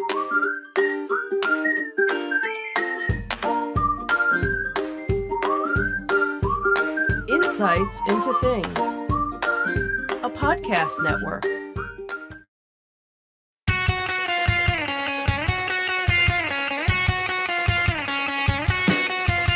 Welcome to Insights into Entertainment, a podcast series taking a deeper look into entertainment and media.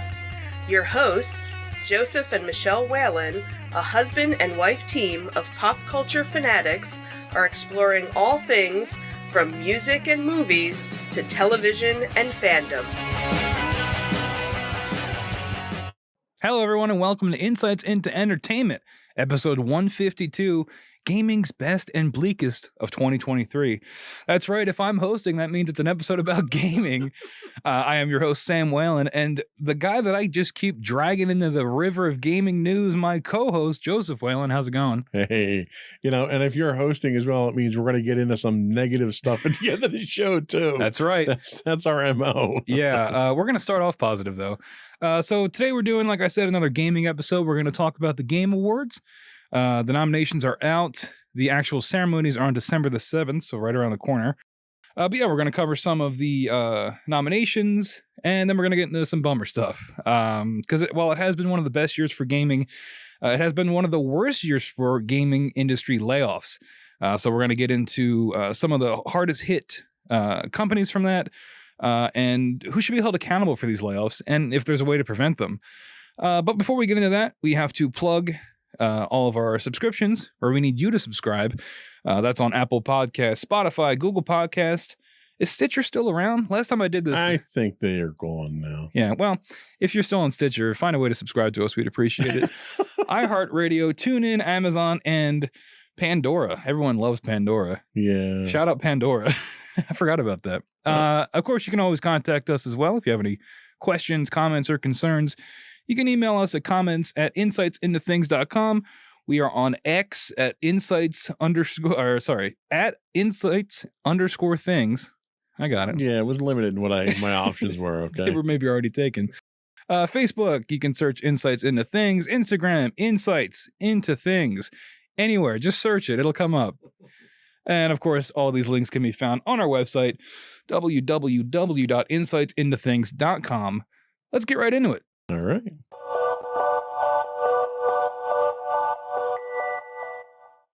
All right, so we're going to talk about the Game Award nominations.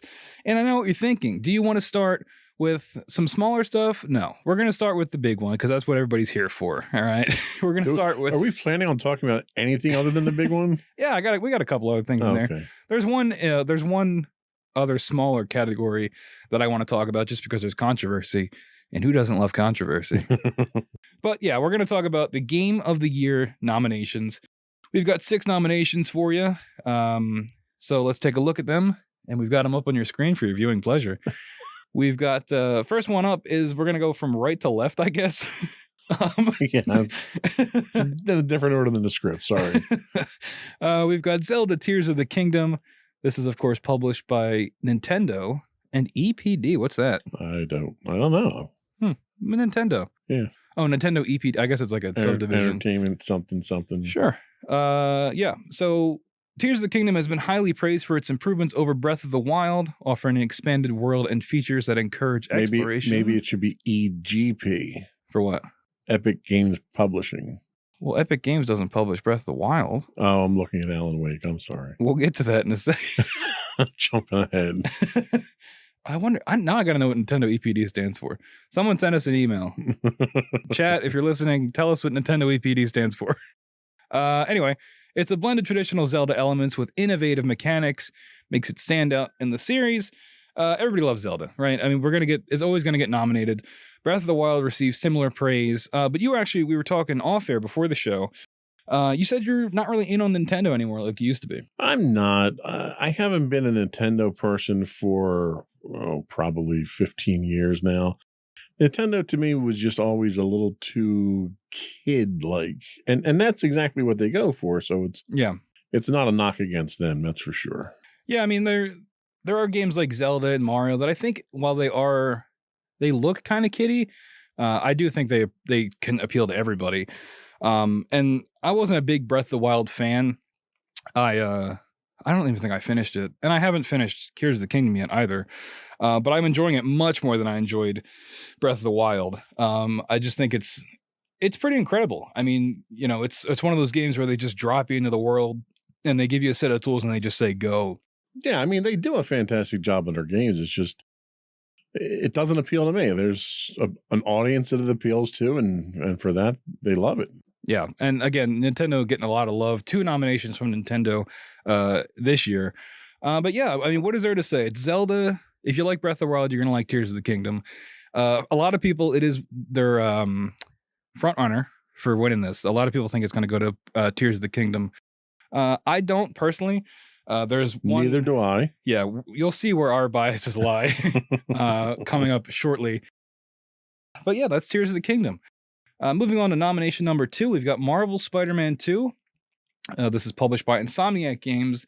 Insomniac, probably my second favorite PlayStation acquired studio, behind Sony Santa Monica, who of course did God of War, the new God of War games. Insomniac, Yes. just incredible. Banger after banger games. Ratchet and Clank, Spider-Man 1, others that I'm not remembering. There was I think they did Sunset Overdrive, which was before they got bought by PlayStation. Sunset Overdrive, great game. You should all check it out. But yeah, Marvel Spider-Man 2 stands out for its dual character gameplay, innovative combat and traversal mechanics, and an expansive narrative that enriches the Spider-Man universe. I'm probably about 3/4 of the way through this. I've been trying to take my time with it because I do love these games, and I don't want to, gorge myself on it. I like to take my time when it comes to these things. But I didn't finish it for the show, so what are you going to do? But you haven't started at all, right? But you played the first one. I haven't started it yet. What are your thoughts on it so far? How similar is it to the first? What's the storyline look like? Obviously, the graphics and everything are fantastic. Oh, yeah. It looks even better somehow because now we're fully with the power of the PS5. Oh, we didn't show it, but it was the power of the PS5. It looks incredible. It is more Spider-Man, though. I mean, a lot like what we said with Tears of the Kingdom. It's more of the same. But for me, that's a good thing. I love Spider-Man, the initial one, the first one for PS4. I loved Miles Morales. Did you play that spin-off? I did. Yes. Okay. So yeah, it's more of that. But they find ways to innovate on it and make it more fun. There's new traversal mechanics. You've got the web wings. There's a lot more. You feel faster. There's like these big. Having the PS5 helps with that. Yeah, the one thing, and I don't know if I told you about this. As I was playing it, but the fast travel is like incredible. So the fast travel, you zoom out to the world map, you click a point, and it's instant. Like it just zooms into the map, and you're just there. Yeah. I don't know how they do it. Like it's remarkable to see in action. And yeah, they've added more because the map is larger as well. So they've added a couple more boroughs in New York, like Queens and stuff, and more suburban areas. I forget the name of it because I'm not from New York, but more suburban areas. But so what can you tell us about the story without giving away any spoilers? Yeah. I mean, if you've seen any of the trailers, we're dealing with the symbiote. We're dealing with Venom. And honestly, you can probably guess where the story's going to go because it's the same usually every time when Spider-Man deals with, if you've seen the Sam Raimi movies, it's a similar story. And honestly, so far, nothing has really surprised me with the story. I've pretty much been able to guess every beat. And that's not necessarily a bad thing, right? Because these, you still love these characters. You've got Peter Parker and Miles Morales now, which is really, really neat. Being able to switch between those two at will. And the really cool thing is like in story missions when you're switching between them on the fly. It's scripted in missions, but it's still really incredible to see it happen. It reminds me of Grand Theft Auto 5 doing the same thing, switching in in game. But yeah, I mean it's the story. There really isn't anything to spoil, honestly, not yet anyway. I mean, I'm sure some stuff will happen because I haven't finished it yet. But if you've seen a Spider-Man symbiote suit story, it's pretty similar. So is this your pick? No, my pick is your pick. Okay. Which we'll get to shortly. But that is Spider-Man 2. Now, this next one, I have probably the least amount of information on, personal experience as well. It's Alan Wake 2, published by Remedy Entertainment and Epic Games as well. Funny thing about this, there's no digital or physical versions. It's all digital. So, fun fact. I think it's just a sign of the times. Yeah, well, especially with it being published by Epic, they want everyone to go through their storefront. But yeah, Alan Wake 2 is noted for its shift towards a more intense survival horror, which you can see in the footage we're showing. It's very scary. Combined with its intriguing narrative and innovative gameplay mechanics. So yeah, again, off air, we were talking about this, and I mentioned how they work in real footage, and I'm curious if we'll see it in these trailers. But the use of the blending of real footage and gameplay is really, really neat. And I would play it, but I'm a coward and I don't want to get scared. So, But you don't have to play the first Alan Wake to know what's going on. It helps. And this game is also part of like the Remedy universe. Remedy also published a game called Control, which I think was up for Game of the Year 2-3 years ago, something like that. Okay. But it's like a connected universe now. So they're bringing the stuff from Control in, they're bringing the stuff from the first Alan Wake in, and they're bringing in some stuff from Max Payne, kind of. Wow, really? Well, yeah, because like they say that that's not part of the Remedy verse because they didn't like necessarily own it at the time. Like I think they published 1 and 2, but then 3 was through Rockstar, I think. But there's a character in Alan Wake 2 who is, for these you can follow this logic here, he's voiced by the voice actor for Max Payne. I forget the guy's name, but the mocap is Sam Lake, the head of Remedy. He's like the figurehead. Sam Lake did the mocap for Max Payne 1 and 2. So when you think of what Max Payne looks like, he looks like Sam Lake, but he's voiced by a different guy.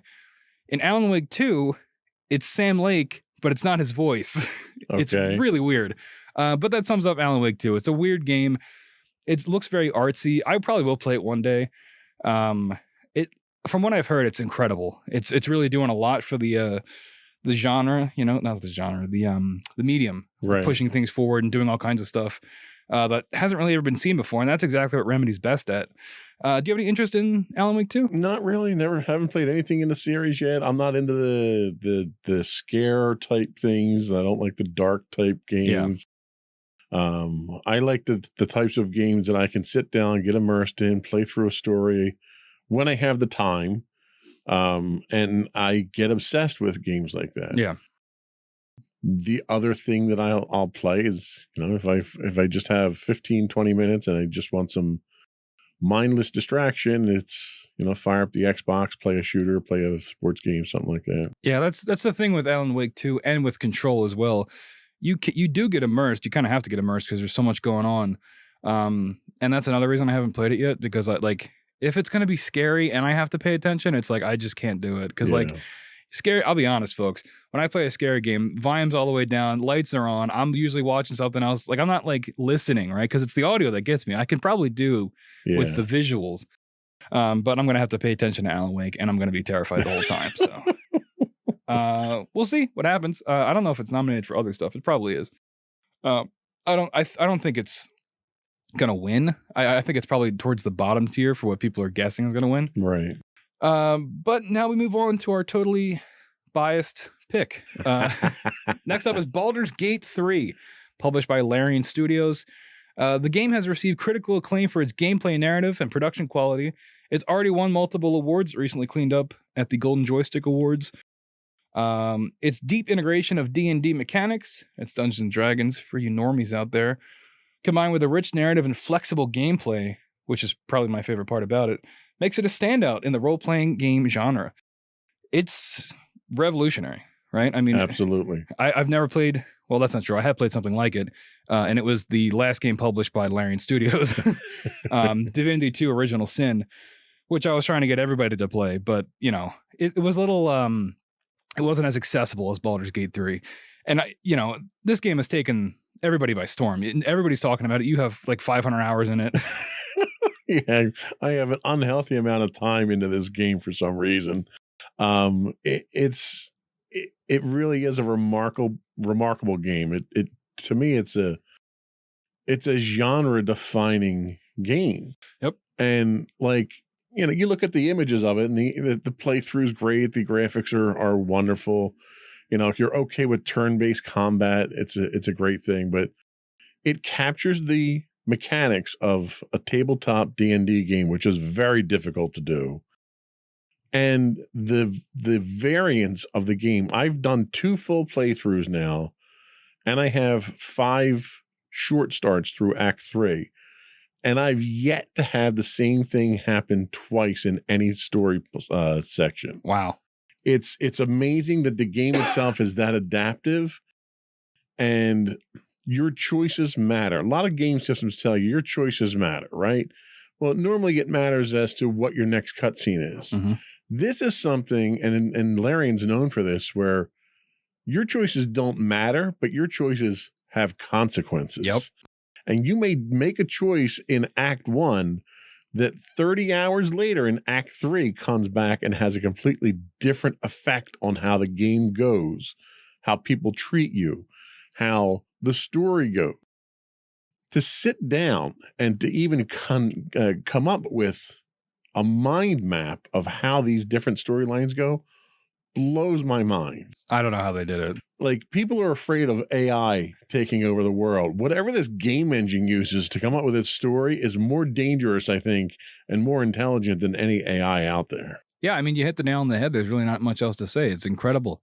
And in that description we read off, I think the flexible gameplay is really my favorite aspect of it.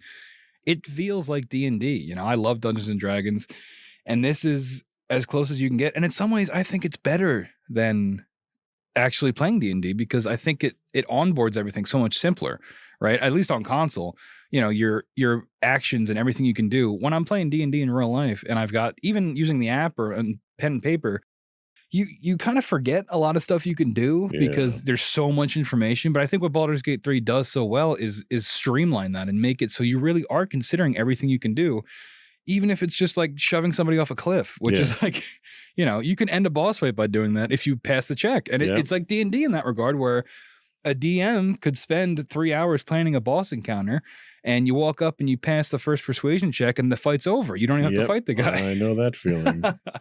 But like, I don't know how to describe it. I think it's a game that everyone can play. Like, it is a little bit complicated, and it's definitely, you can tell it was meant for PC first. Sure. But I think they did a great job making it for console too. Like, I think it still works. Well, and that's the one thing that's worth mentioning on PC is it was built for PC. And in fact, you have a completely different interface on PC, but if you fire up a game controller on the PC, it changes that game interface so it looks just like the console. So it's completely, that's another thing, that the fact that they went through and made two completely separate interfaces for how you were going to interact with the game, just that level of forethought was extraordinary. Yeah. And I have to say, you know, you and I both play D&D. We both DM from time to time. This has changed the way that I play D&D. Yep. It's educated me on different character class information, all that stuff.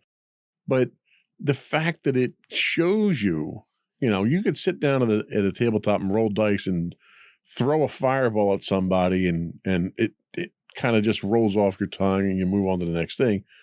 You don't know what it looks like. And in here, not only do they visualize what spellcasting and combat looks like, they show it in different ways for different classes, you know. And even, you know, if you go with a bard, the bard can cast, you know, any number of spells, but depending on the instrument that the bard is using, the visualization looks different and is custom to the instrument, which is just incredible. Yeah. It adds so much ambiance and so much life to the game. That's why I think this one should win. Oh yeah. Even if it doesn't. Yeah, spoilers, folks. I don't think it's gonna. It's nominated for 8 things. First of all, I do not think it's gonna sweep. I think it will get most of them. But like, it's up for like multiplayer game. I don't think it's gonna win that. And the multiplayer aspect is terrible. It's not great. I like that it's in there, and I want to do a playthrough with my friends whenever they get it. Well, the multiplayer. All right, so multiplayer, in as much as multiple players, 4 people can be in the game. Yeah, there are multiple players, but they're all playing their own story essentially, and you can interact with their story to a certain amount. There's no instancing that happens here, right? So you don't have a shared experience. You go off and you have dialogue on your own that's relevant to your character, and you can share that with other people, but they can't participate in it. Right. It's not an MMO. It's a kind of a cooperative playthrough that you do most of the time, right? It's not even all the time. So it's not really a good multiplayer game. It's a great single player game that has some multiplayer capability. Yeah, I think the one thing that does shine in the multiplayer is the combat. I think because we played it very briefly, and that's the only experience I've had with the multiplayer was the hour that we probably played. Right. So, you know, I can't speak to it fully, but the combat in multiplayer is great because the combat is normally turn-based, and it still is in multiplayer, but it syncs up whoever the real players are. So if you and I were playing, our turns would happen simultaneously, but everything else is still turn-based. Yeah. So you can sync up abilities. There is a lot of potential there. We just didn't play enough of it to find out. Well, and the one thing I will say that was great in multiplayer is as you play through your character's turn, you end your turn. In single player, if you end your turn prematurely, it's over. Yep. In multiplayer, if you end your turn, you have to confirm that you're ending it. That safety feature needs to be worked into the single player. It is. It is now? You can, yeah, I Okay. turned it on because I kept accidentally ending my turn. You can toggle it so you have to hold triangle to end your Okay. turn. At launch, that wasn't Oh, there. really? Yeah. Because I would end my turn accidentally all the time. Yeah. And I was like, there's got to be a setting for All right. this. I have to go turn that all in the it's game now. much better because there's been so many times where I've done it accidentally and like haven't even done an action. And then, I get beat up because I didn't do anything. Right. The one thing I didn't like about the multiplayer, though, is as you go play through the game, you pick up companions. Oh, yeah. Well, the rule is whoever talks to the companion gets them. And I can't hand that companion off to you so you can go do something else while I go do something else. Especially when cutscenes can be triggered just by walking. Proximity. Yeah. So that's a little weird. But everything else is great. Yeah. I think I just get unlucky when it comes to these things, and I usually have technical bugs when other people don't. I have had some bugs with it, but considering everything that's going on, it's like a miracle. It's like it's from like on high. It was sent down, and it runs and it works. And if you think you can do something, you probably can. You feel so free, and I've never really played another game like that where there really are no. I mean, there are constraints, right? In terms of like you can't like clip through a wall or something, Right. But like. I've never played another game where I go into a situation and I feel like I could handle it in almost infinite ways. It's a game that is sophisticated well beyond its years. Yeah. Like I wouldn't expect something with this level of intelligence to come out for 5 to 6 years. Yep. We could probably do a whole episode on it, but we Yeah. do have some other nominations to talk about. We got 2 more to go through. Let's get rid of the rest of these. So next up is Resident Evil 4, published by Capcom. This game is awesome. I played this game. I never played the original Resident Evil, so I was able to play this. This game rocks. Like, I don't know how else to describe it. It's like if you played through an action movie, like an 80s action movie. And it is scary. There were some parts where the volume had to go down and the lights had to come on. But overall, you have like a million guns. So you feel like you're in control. It's less of you're running from the monster, more like you're running to the monster to shoot it. Some highlights. This remake of the classic game has been praised for its impressive graphics, audio, and revamped gameplay mechanics, while retaining the core mechanics of the original and introducing new features and expanded content. Like I said, I never played the original, so I can't really speak to that. But I've played this game and finished it, and I absolutely loved it. I'm glad it got a nomination. I know some people are maybe a little bit perturbed by that because it's a remake, but if you play the game, it really is a remake. It is different from the original, and from what I've seen, it is its own game, and it stands on its own. I really think it does, and I highly recommend it if you like action games, because it is more of an action game than it is a survival horror game. And if you like 80s movies, because it feels like that. There you go. Have you played any Resident Evil? I played Resident Evil a long time ago on like a PS2 when it first came out, or if it goes back that far. Again, I don't like dark games. Yeah. So That's Resident Evil. Right. It's not one that I've ever really jumped on. Yeah. In terms of where I think it ranks in terms of potential to win, I think it's probably towards the top. But I just, after talking about Baldur's Gate, I don't see how anything could beat that. We've got a little guest in the studio, a little lanternfly just flew in. Resident Evil 4. And our final one here is Super Mario Wonder, published as well by Nintendo. I own this game, but I have yet to play it because I'm lending it to my girlfriend. But it looks cool. It looks cool. The sacrifices we must make. I know. Highlights. This game is celebrated for its control mechanics, animation, expressive characters, innovative level design, and dynamic audio. Is it? All right. Dynamic audio. I guess. It features new power-ups and a fresh visual design that breaks from the traditional Mario aesthetic. And that's really, so many people for years were asking for these 2D Mario games to get a visual not upgrade, but a visual change. And that's what we got in this game. I mean, this doesn't look like other Mario games, which is, I think, a big reason why it's such a standout. I'm looking forward to it. I just, Game of the Year, I don't know. This was a surprise for me, but I think it's because it's Mario and it's Nintendo. And I think there's just a level of industry praise that comes with that. Well, and correct me if I'm wrong with this looks suspiciously like a standard Mario platformer. Well, yeah. With really nice graphics. It does look very pretty. They added a bunch of new power-ups and stuff. From what I've heard that from people that have played it, it's not as... it didn't break the mold as much as people wanted it to. I think a lot of people were just hungry for a, just full send it, just do something different. Oh, he's on me now. I flicked him. Now he's knocked out somewhere. Sorry about that. But yeah, I think it wasn't quite the property shakeup people were looking for. Well, I think it's funny that there was criticism leveled at Resident Evil for being a remake. How is this not a remake? Well, it's not. I mean, all the levels are unique. You'll probably still get the Mario 1-1 world that has every Mario game, but all the levels are new. All the content is new. That trailer did not really do it justice, I don't think. It didn't impress me, I'll tell you that. Yeah. If there was one that I could be okay cutting from these nominations, it would probably be this. But again, I haven't played it. Maybe when I play it, I'll change my mind. But fair enough. So those are your Game of the Year nominations. Tell us what you think should win in the comments down below. I think our vote is soundly Baldur's Gate. Absolutely. So yeah, we have some other quick things I want to round up here in this section because we've gone kind of long. It has been a banner year for gaming.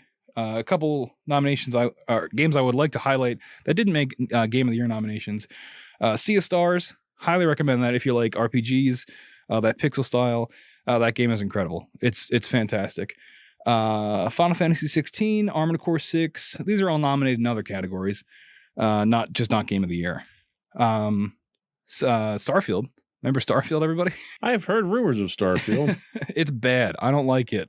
I'll say it. I heard it's got a really good engine for building Starship. Yeah, I haven't done any of that. That's what everyone seems to love about the game. Yeah, it's I don't know. I think since it's come out, it was praised pretty highly on release, but I think as people have been able to sit with it, I think it's somewhere in the middle of the pack, which is a disappointment, especially if you're an Xbox fan, because that was supposed to be their game winner. That was supposed to be their game winner, and it's nominated for one category, and it's probably not going to win. What's that for? Biggest game of the year? RPG, I think, is what it's up for. But Baldur's Gate's in that category, so it's not going to win. Yeah, so Jeff Keighley, the guy that runs it, he's like the brains behind the operation. He said that even though, it's a great year for gaming, we did have to limit it to 6. Let's see. Do we want to cover these other categories, or are we short on time? You can run through them real quick. So we got these are some that I just wanted to highlight. Best performance, we have Ben Starr for Final Fantasy 16, Cameron Monaghan for Jedi Survivor. Have you played that yet? No. Yeah, he does a good job. It's fine. I didn't really like the first ones. Oh, that's right. You didn't. We've talked about that before. Idris Elba for Cyberpunk Phantom Liberty, which... What was that, an add-on for Cyberpunk? Yes. Really? But it's also like a remake, kind of, because with Phantom Liberty came the Cyberpunk 2.0 update, which like changed the whole game and made it what it should have been at launch, which is impressive and deserves acclaim, but... Not that steaming pile of crap that we got at launch. I love Cyberpunk since day one. I love driving around a city and seeing random piles of trash just fall from the sky. It was such a just delightful thing. I've been a Cyberpunk diehard supporter since day one. Not a CD Projekt Red supporter because they lied a lot, but I don't know. People are saying it's back, and it's kind of wild that Idris Elba is in the game. That is kind of that's the thing. If you have a terrible release for a game, sign a celebrity to the next version of the game. I own this DLC, but I have yet to play it because when I was playing Cyberpunk, I'm playing through it to experience the 2.0 stuff, which is very impressive, and I highly recommend going back to it if you want. You can drive around the city. Is it another 15 terabytes of a download? Probably. It took 3 days to download it. I'm going to butcher this woman's name, but Melanie LeBird. Sure, that looks good. From Alan Wake 2. She plays, I think her name's Saga in it. She's the other main character that isn't Alan Wake. Neil Newbon, who is Asterion, right? In Baldur's Gate 3. People love that guy. He didn't survive in my playthrough very long. Didn't survive in mine either. So, but I know he's captured the internet's. Turns out a stake through the heart really does kill a vampire. Yeah, I pretty much instantly killed him. I think he's one of the front runners, and then my boy Yuri Lowenthal for Marvel Spider-Man 2. He is the best, and I hope he wins. But All right. that's who I'm pulling for. I love Yuri. He kind of does the same voice all the time, but man, is it good. So He's yeah. like the Nicolas Cage of voiceover. Yeah, so we'll see who wins that. Really quickly, best independent game. I just wanted to cover this because this is where the controversy is. Defined as for outstanding creative and technical achievement in a game made outside the traditional publisher system. Remember that. It's going to be important. So we've got Cocoon. Haven't played it. Want to. Viewfinder is really, really interesting. The concept of that game is, are you able to pull footage really quick for it if you can? Maybe? I can try. Because you got to see it. You have a camera, and when you take photos, you can then go into the photo, and it changes the layout of the level. And it's tough to describe, but once you see it, it will like blow your mind. So yeah, we're pulling up a trailer real quick. I played the demo for this. I haven't played the full game, but it is it's really, really remarkable. And again, it's one of those games where you wonder how it even runs. So yeah, here, check this out. So he just takes the picture For our viewing audience. Oh, that's right. Sorry, audio listeners. Look up a trailer of Viewfinder. It's very cool. But yeah, I don't know. I think this is one of the reasons why the indie category is This looks so like something important. that should be in my Oculus Quest. Yeah, like it's incredible how this like works. And like I said, it's hard to describe for audio listeners, but go check it out. And I think the demo is still available, and you'll pretty much get the gist of it. But yeah, it's one of those games where it's like, how is this even running, and how does this even work? So yeah, that's Viewfinder. Sea of Stars is also up for the indie category. I love that game. That probably is in my top 5 for game of the year, for my personal game of the year. It's incredible. Dredge, which I think is a spooky game. And then Dave the Diver, which I love. Dave the Diver, also a great game. Is it an indie game, though, is what people are wondering. Because Dave the Diver is developed by Mint Rocket, which is a small team. But Mint Rocket is owned by Nexon, which is a multi-billion-dollar gaming company. So people are wondering, That sounds like the evil corporation from a Bond movie It does. or something. Yeah, it sounds like from RoboCop. So yeah, unfortunately, Dave the Diver is getting a lot of heat because of this. And the team at Mitt Romney, that's what I think I'm going to say. It is a small team, but they're getting all this heat because is it really an indie game? I don't know. What do you think? Because they had effectively a blank check to make this. Well, and that's the thing is that you can have a small team, but when you're getting backed by a large corporation like that, and you've got the budget for it, Right. and you don't have the pressures of being that struggling indie developer trying to find an outlet for it and someone to push it and market it, I think you very quickly get outside of that indie game realm. Yeah. And you know, I still highly recommend you go play Dave the Diver. It's you run a sushi bar, you're exploring, you're a diver. I don't know, it's hard to describe. That sounds exciting. It's very exciting. I would make you pull up the trailer, but that was really hard to do for the other game. So, but yeah, Dave the Diver is great, but I don't think it should be in the indie category. That being said, you should still go play it. Okay. Well, I think that's probably it for this segment. Yeah, I think we got everything we could out of that. Go play Baldur's Gate 3. When we come back, we're going to get into the bummer part of the show where we talk about industry layoffs. We'll be right back. Yay.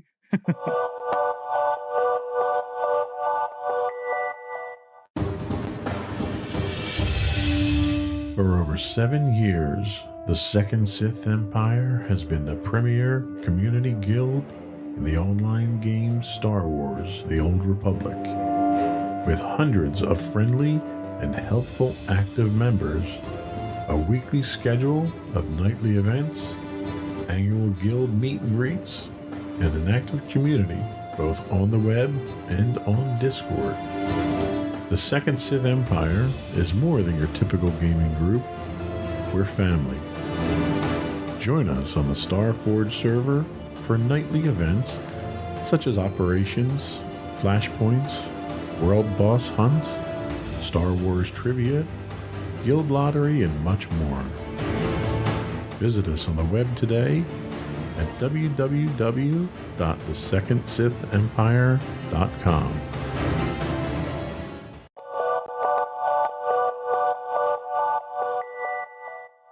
Welcome back, everyone, to Insights into Entertainment. Today we're talking gaming.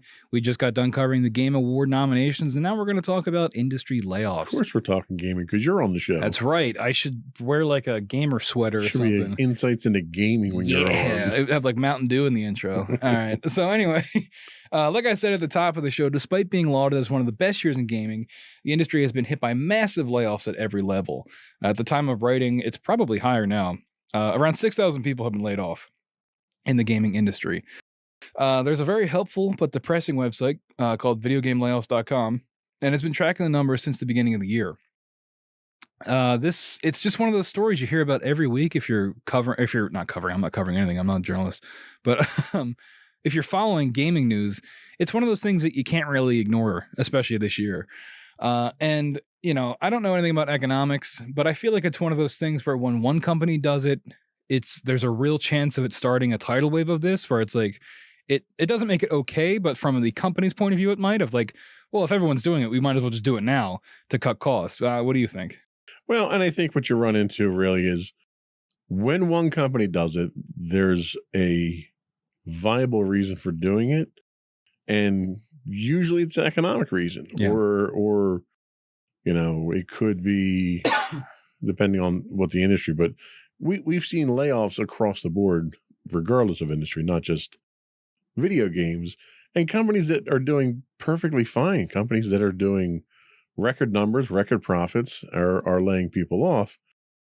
The unfortunate reality is that record profits, in order to get record profits, you either have to bring in more income, bring in more revenue, increase your margin on what it's costing you to do things. And to do that, you cut costs, you cut labor. Yeah. And that's usually the first thing people cut.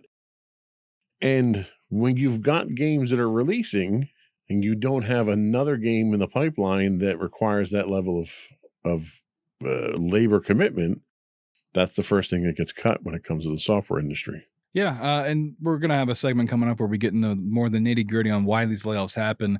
But I just wanted to highlight some of the big examples of these layoffs. One of which is at Unity, the software developers. They let go around 900 people this year alone. Unity has been in some very, very hot water lately. I don't know if you've been following any of this. They changed its pricing structure this year and basically nuked their whole brand for no reason. Not for no reason. They wanted to make more money. But like, it was crazy. So explain what Unity is and what their product is. So Unity is an engine, right? Yeah, it's a game engine. Yeah, that you can develop your game using Unity. So a lot of the popular games that are out today are built on this game engine. Right. And when a game developer uses this engine, they pay a licensing fee to Unity to use it. So for every copy of the game that's sold, a percentage of that revenue goes to Unity for their royalties for that. And that's what they overhauled. Right. So this is from The Verge.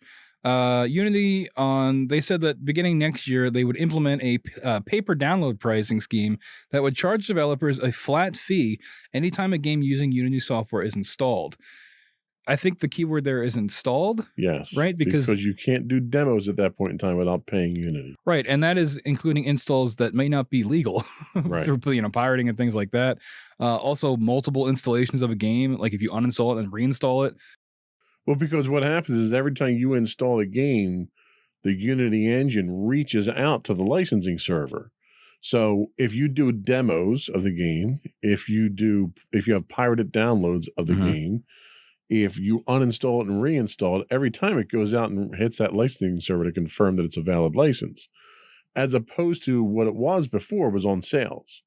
So every time you would sell the game, that would then go towards the licensing. This is more from The Verge. The fees are further broken down depending on where a game is purchased, meaning that a game bought in the US, UK, and other standard markets is assessed a higher fee than when it's bought in emerging markets like India or China.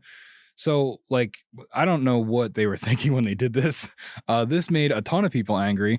Many developers, publishers, and consumers completely disavowed Unity. People wanted to boycott the game or the engine itself. And you got to understand, Unity is like the number one. It's like Unity and Unreal are like the two engines that pretty much everyone uses for any kind of game development.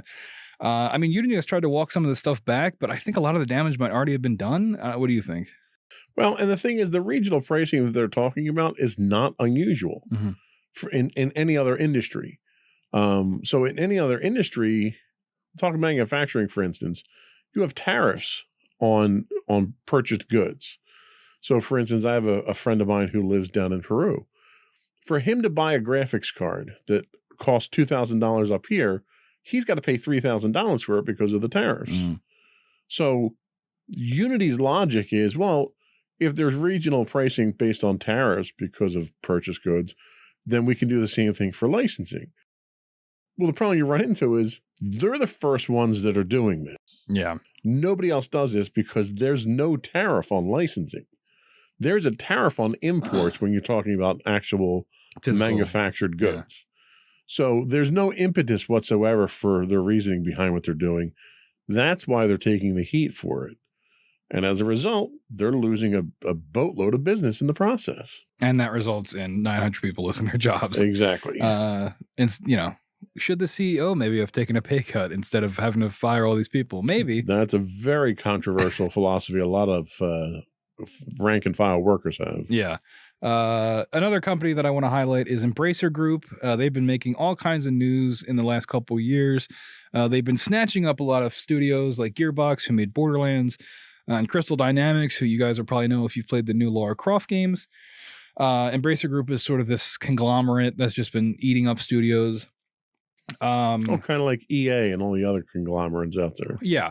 Except they're not doing it very well. They're now cleaning house. This is from IGN's Wesley Yin-Poole. Embracer Group has said it has laid off 904 people. That's about 5% of its workforce.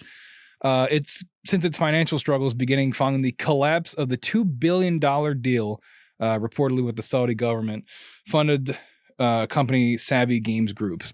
When this deal didn't go through, this was like insane because it like fell apart like the day before it was going to happen. And like the industry was like, what's going to happen now? Right. Turns out a bunch of people are going to get laid off. In a recent statement, Embracer said they wanted to become a, quote, stronger company, I guess. Another they're closing whole studios too that they own now. So Volition, who developed the Saints Row games, they got another stab at Saints Row and it failed critically and commercially. They shut the studio down. So yeah, Embracer is kind of just cutting swaths from their company now. And a lot of it has to do with that $2 billion deal that fell through. And this is typical, corporate mentality is that they're interested in the bottom line. Right.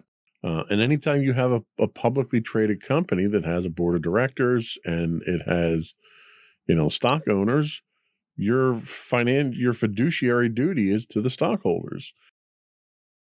And you trust the people that are making these decisions who aren't always they're business people, but they're not necessarily software or game industry people. And that's sort of where you get that dirty corporate feeling that people tend to get here, is that they're just looking at the bottom line and they're going to cut their losses. They're going to cut what they think are losses in order to make money. And it's not just software. Bob Iger's doing the same thing at Disney and killing Disney. You've got industries across the board that are doing this type of stuff. They see something that's not raking in money. They have a certain margin that they want to meet. And if you're not meeting that margin, then you're a casualty. Ignoring the fact that a lot of times the game industry doesn't work the same way these other manufacturing or entertainment industries work. The return on investment tends to be a much longer timeline that the corporate world and the stock world does not want to wait for. Yeah, absolutely. Speaking of giant corporate companies, Amazon Games also had some layoffs. They recently cut 180 jobs from their games department. This comes during the largest sweep of layoffs at Amazon as a whole, where we were talking about, industry-wide stuff, with nearly 27,000 jobs being cut in the last year. Now, we're talking about 6,000 layoffs in the gaming industry alone, 27,000 just from Amazon, just to put things in perspective. But that's across the board in Amazon. That's right. Sales, manufacturing, warehousing, everything. And a lot of that for Amazon is not because they're losing money, because they're not. No, we actually have record profits. Right. A lot of that has to do with improvements in how their processes work.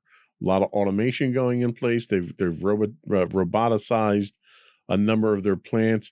So they've negated the need to have physical labor here.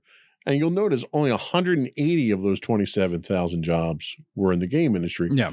I don't know how many people they had in their game studios to begin with, though. Right. Yeah. So Amazon's revenue is up 13%. Probably helped cutting 27,000 people that you don't have to pay anymore. Looks good at the bottom line. Yeah. Net income tripled to $9.9 billion. That's from CNBC's Ashley Kaput. That's a funny name. Sorry, Ashley. But yeah, so profits are up. And like you said, you know, when the bottom line comes up, it's capitalism, baby. You know, that's the way the news goes. So despite the game industry experiencing one of its best years, over 6,000 people face layoffs. How do you think these job losses at various levels are impacting the industry's morale and future prospects, especially in light of such a successful game release year? I mean, I follow a lot of people that are in game development on Twitter and stuff. And like, I listen to a lot of gaming podcasts of people that are very close to people in the industry. It sucks. Turns out layoffs suck. I think it's really, really bad for morale. Because, you know, I think a lot of people they grind and try to get into the industry only for them to have a very high rate of getting laid off anyway. Especially when, like we talked about before, when a game ships, what happens now? And yeah, I you know, it's a great year for gaming, but it's tough to ignore all these layoffs. And if you were going into this industry, you're going to have to wonder, you know, am I going to be the next one to get laid off if I even can get a job in the first place? Yeah, it's when you see this type of thing happen across the board, it's tough when it's your own company and they're doing layoffs. My company did layoffs this year too, and so did mine. And it has an effect on morale, and it has an effect on the output. And I think a lot of time the corporate entities that make these decisions never really go out and do a proper impact analysis to see what level of productivity is going to be affected by people with decreased morale, because the idea is, oh, well, if they don't perform, we'll just lay them off. Well, when people walk out the door, it's not a salary and benefits that's walking out the door that you can save money on. There's brain drain. You know, there's tribal knowledge that walks out that door that as a result, the people that are remaining, because the job still has to get done, and the people that are left to do that job are struggling now to do that job. So either it takes longer, the quality drops off, the volume drops off. And I think when corporate entities make these decisions, they don't always take that impact analysis into account. Yeah, and speaking of quality, you just triggered something in my mind. This is a very small facet of this whole thing, but one of the sections that gets laid off a lot is quality testers. So that reflects in your game when your game doesn't work because you fired everybody that was going to test it. So I know EA fired a bunch of them lately. I think but again, it's one of those things where when your game's no longer in development, you have no need for these quality testers. But with games like Apex Legends, games that are live as a service that are continuously going in development, where do quality testers fall in that? Well, and that's the thing. Having worked in the software industry for years, your ratio of testers to developers is usually 2 to 1. Mm-hmm. And testing is always seen as the first area that gets cut. Yep. But what they don't realize is that you can't trust a developer to test their own code. They're too close to it. Mm-hmm. So you take a look at Larian Studios, right? So Larian Studios did their official release in October of Baldur's Gate 3. They've had 10 patches and 10 bug fix patches they put out, emergency bug fixes, and 3 or 4 major patch releases in that time. So the development doesn't stop when it goes out the door because it's never a finished product. You've got a lifetime of probably 4 or 5 years that you still have to support the product. So getting rid of the people once the game's out the door is probably short-sighted. And within those 4 or 5 years, you're probably going to start development on your next game, especially with something like Baldur's Gate 3 that was insanely successful. And by the time Baldur's Gate 3 comes out, by the time your premier game comes out, you've already got a pipeline that's full of schedules for what's next in line. And if you don't, then you might as well just shut your doors, because given the time frame it takes, where you're looking at 4 or 5 years of development to put a decent game out. So if you don't already have something in the pipeline and something in the works when your current game comes out, you're going to go out of business. Yeah.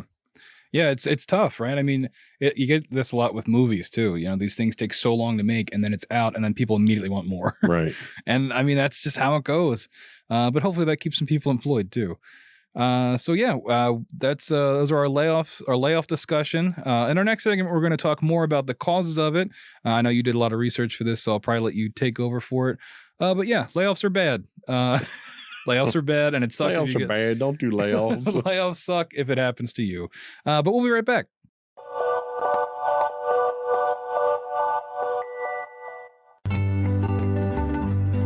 Insights into Teens, a podcast series exploring the issues and challenges of today's youth. Talking to real teens about real teen problems. Explore issues from braces to puberty, social anxiety to financial responsibility. Each week, we talk about the topics concerning today's youth. We look at how the issues affect teens, how to cope with these issues, and how parents, friends, and loved ones can help teens handle these challenges. Check out our video episodes on youtube.com/insightsintothings. Catch our audio versions on podcast.insightsintoteens.com or on the web at insightsintothings.com.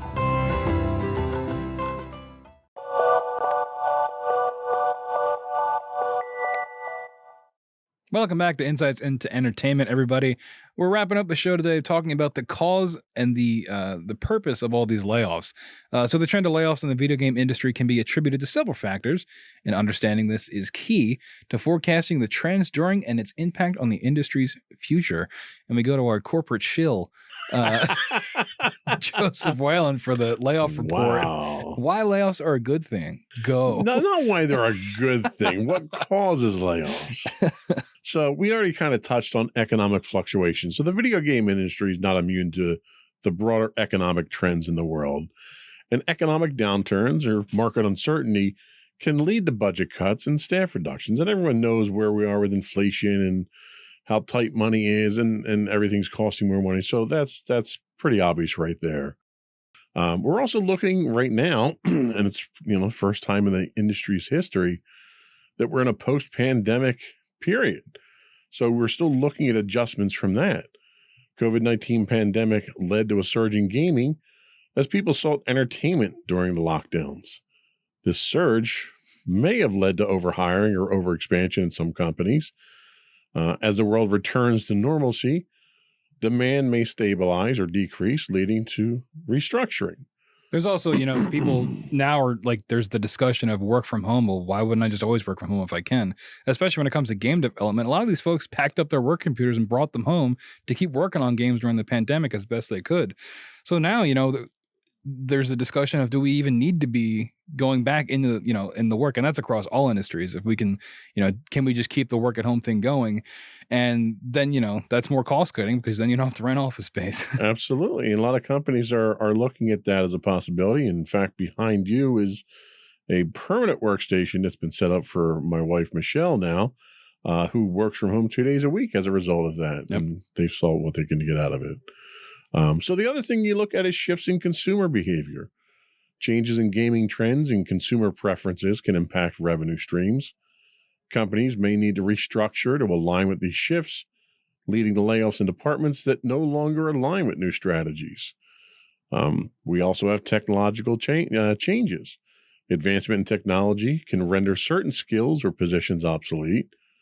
As companies invest in automation and new tech, there may be a reduced need for certain roles.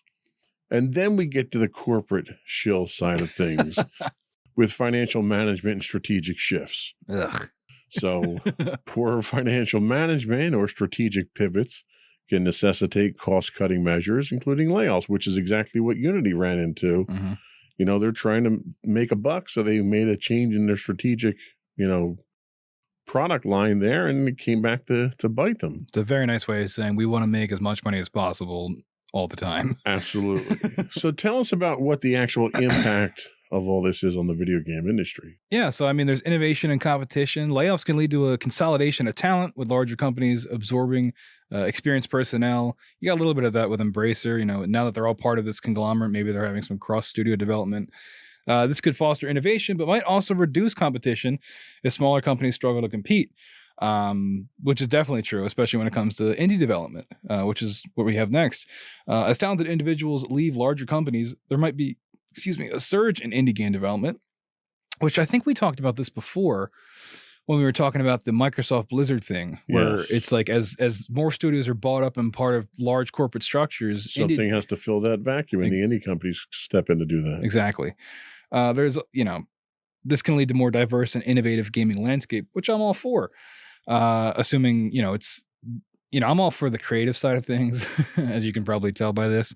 It's tough to see, but maybe that is a silver lining. Well, and the one advantage you get from the indie side of things is you don't get the corporate shield. You get idealism. You get companies that come in here with this idealistic view of, I'm going to make this for the fans. I'm going to listen to the fans, and I'm going to produce something for the fans. If it doesn't sell, then the corporate guys come in, they suck up the company, and then they move on. A lot of times, for the longest time, BioWare was of that philosophy of, you had a couple of regular guys there that wanted to make good games for people, and they did, until they sold their souls to EA and moved on. We would all do it, let's be honest. I would too. Hell, if I could get, a couple $1 million for this podcast, I'd sell it in a heartbeat. Yeah, next episode we're gonna have McDonald's branding all around the place. Yeah, I highly recommend you play Sea of Stars because it is a very similar situation. I'm blanking on the name of the developers, but it's like that, where they made another game called The Messenger, but they all seem like very down-to-earth people. We have shifts in job roles. The industry may witness a shift in the types of roles that are in demand, with more emphasis on technologies like AI, VR, and cloud gaming. I don't know about VR. Are we done with VR? I think VR is pretty much, although Apple wants to bring VR back, I think they're missing the boat. They're going to make people spend like $10,000 for a headset. So you can get freaky eyes on the outside of your headset. Yeah. We talked about this already a little bit, but the impact on gaming quality and diversity. Layoffs can lead to reduced manpower, impacting quality. However, they can also force companies to focus on core competencies and produce higher quality titles, which is kind of what Sony's doing. They're spending and taking the time to have all these first party games that are, industry wide successes, commercially and critically, that sort of hold up the brand just by virtue of existing. And finally, employee well-being and industry reputation, which the gaming industry already has a pretty bad reputation in terms of like crunch culture, which is probably still happening. But I think it has been reduced because it was exposed a lot with how often a lot of these devs are crunching. And you hear stories from like 2005 of people pulling like 30-hour days. And it's like, oh my God, how did we let that happen? But hopefully that's a little bit better now. And I've been on build teams, not for the gaming industry, but in the software industry, where we've put in 36, 48 hours straight to get a build out the door for, an artificial deadline that was set by a product manager because he made a promise to a customer. So it happens across the board. Yeah. This might affect the ability to attract top talent in the future, which is true. If your industry has a terrible reputation and fires people all the time, people probably don't want to work for you. Amen to that. So yeah, I mean, that pretty much sums everything up. That covers the layoffs. Of course, we started off pretty positively with the Game Awards. So considering the influence of economic fluctuations on the video game industry, how do you think companies can better prepare for market uncertainties to avoid drastic measures like layoffs, especially given the industry's recent success? I don't know. Maybe pay higher ups less, which is never going to happen, but it's a suggestion. I know everybody turns to what was his name? He was a Nintendo CEO, Iwata maybe. Iwata, I forget his name, but Nintendo, when the Wii U came out and like completely failed, he ended up taking a pay cut so they didn't have to lay people off. Now everybody looks to that like it was a miracle, because it kind of was. Right. And people don't, CEOs are never going to do that, but that would be nice if that was the alternative to laying people off. But it's not the way that capitalism goes, unfortunately. See, and I think it has to be research and development. I think if you got enough irons in the fire, if you throw enough stuff against the wall, something's going to stick. And if you've got a couple of games that are in there, you can tell after 2 or 3 years of development if your game's going to be a success, because at that point in time, you've trotted out previews at a couple of game shows. You've had some industry experts take a look at it. You've got some play time with it, and people need to be more antiseptic, I'll say, in their judgment of their products. If you get to that point and the product isn't very good, you need to cut your ties to it and move on. Yeah, it's funny you mentioned that, because you should look into the development cycle of Redfall. We covered that last time I hosted for a gaming show, but since that game's come out and like is awful, devs have come out and said that like they knew this game was going to fail, but they had to release it anyway, because you had to put something out, and it was like sunk cost fallacy where we spent all this time. We probably should cancel this game and rework it, but higher ups need us to release something, so here's what you get. Well, and going back to one of my old favorites, Star Wars: The Old Republic, same thing. They spent almost 10 years of development on that, 6 of which was trying to build their own game engine before they realized they couldn't, and they wound up using a 10-year-old game engine to basically reskin the entire game for it. And then they released it, and within the first 6 months, they lost 50% of their subscribers because the game just wasn't up to what it was supposed to be. At some point in time, you need to have the sense to pull the plug on it. Yeah. And if you can do that, and you have other projects that are in the works that are under development, you shift your resources to something that's more promising. Yeah, and hopefully we'll, with all these layoffs, and maybe somebody will learn something from it, hopefully. Yep. But yeah, so any final thoughts? I feel like we've covered a lot of this. We've shared our opinions. We've beaten the horse quite well here. Well, I guess that's going to wrap things up for today. Thank you so much for listening. Before we head out, we've got some more show plugs for you. If you haven't But the already, first set wasn't enough. I know the plug's so nice we do them twice. If you haven't already subscribed, what are you doing? Pause this, go subscribe, come back, rewind it, play from the beginning. You can subscribe on Apple Podcasts, Spotify, Google Podcasts, maybe Stitcher if it's still around, iHeartRadio, TuneIn, Amazon, and of course, Pandora. If you have any comments or questions about today's show, email us at comments@insightsintothings.com. We're on Twitter. Some people call it X, insights_things. Twitch. If you have Amazon Prime, that means you've got Twitch Prime, and we'd love to have that Prime sub over at twitch.tv/insightsintothings, where some of you may be watching us live stream right now. Facebook at facebook.com/insightsintothingspodcast. Instagram at insightsintothings. And all of these links and so much more can be found on insightsintothings.com. That's going to wrap things up for today.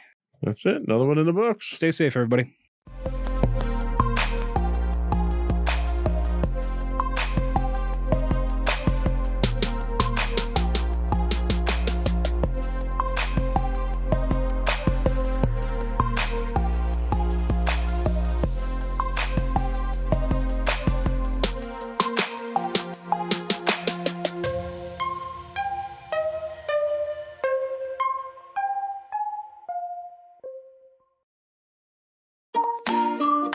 Insightful podcasts by informative hosts.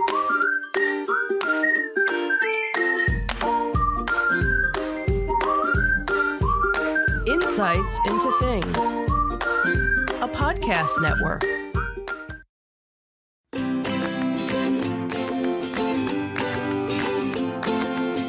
Welcome to Insights into Teens, a podcast series exploring the issues and challenges of today's youth.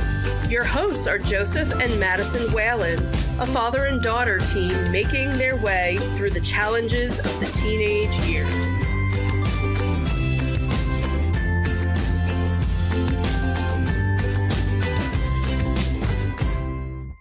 Welcome to Insights into Teens. This is episode 191, Land of the Rising Sun.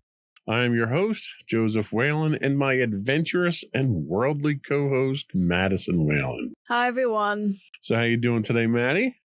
I'm doing all right. Little tired, but I'm all right. Little tired, still suffering from jet lag? I don't think anymore, just tired because I'm Just- actually doing stuff now. Okay, all right. I know you had a rough time with the jet lag, and we're going to get into all of that today. On today's episode, we're going to recap your, was it 10 days in Japan? Kind of, technically. 10 days in Japan and 3 days in the air. Well, more 8 days, technically. Okay. We do have the agenda. We're going to run through that. We're going to have you tell us what it was like, how interesting it was. And yeah, that's what today's podcast is going to be about, because I think a lot of other kids out there would appreciate it from the perspective of a teenager. Before we do that, though, I do want to invite the listening and viewing. I was going to say subscribers, but I'm asking you to subscribe. So if I'm asking you to subscribe, you're not a subscriber yet. So our listening audience and our viewing audience, you can find us listed as Insights into Things for all of our podcasts, both video and audio. You can also find us listed as Insights into Teens, just our audio podcasts, and they're available on Apple, Spotify, Google, iHeartRadio, TuneIn, pretty much anywhere you can get a podcast. I would also invite you to write in, contact us. We do have a call-in number now, so no one's actually answering the phones, but you can leave a voicemail on the message itself, and we'll get you on a future podcast with your comments. You can call in to 856-403-8788, or you can email us at comments@insightsintothings.com. You can find us on Twitter, or X as it is now, at insights_things. Or you can find links to all those and more on our official website at www.insightsintothings.com. Are we ready? Sure. Here we go.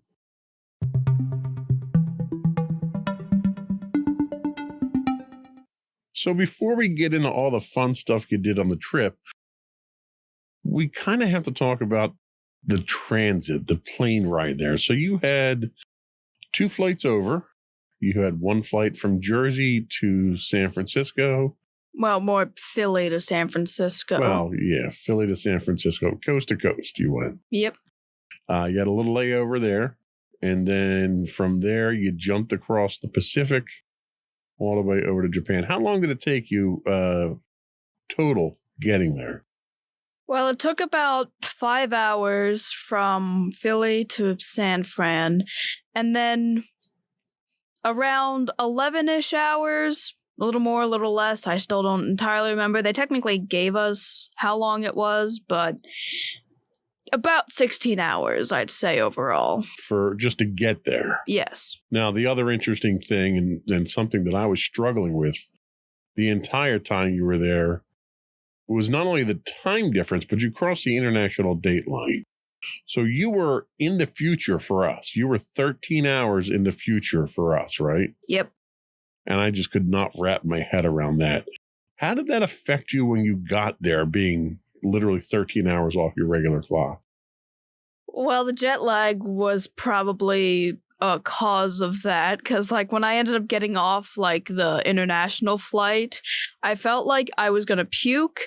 I needed the bathroom. I wanted to eat. I wanted to cry. I wanted to scream. I wanted to collapse all at the same time. Sounds like you really had a good time on that trip then, huh? Well, when we ended up landing that day, and of course, at that point, it was 2 p.m. that day, and we had something to do, and I'm like, can we please just head back to a hotel? I don't feel good. But by the time we actually got to the thing, we had an hour-long bus ride, so I was able to kind of calm down. That helps. So this trip wasn't a spur-of-the-moment thing, obviously. This is something that had been in the works for several years now. What did you do prior to the trip to kind of prepare you for the journey, or to get you ready to immerse yourself in culture in Japan? Well, for one, I started using Duolingo and, got to the point of understanding that, it really wanted you to continue your streak because it held your family hostage. Yeah, it does. It does tend to do that, doesn't it? It's very insistent. So I'd been using that at one point to, learn Japanese to maybe make communication a little easier.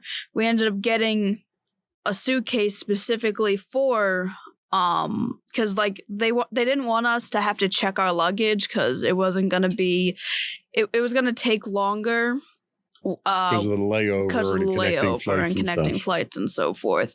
So they ended up wanting us to basically have a carry-on bag. So we had to pack like 9 days worth of clothes and anything else into like a pretty decently small suitcase.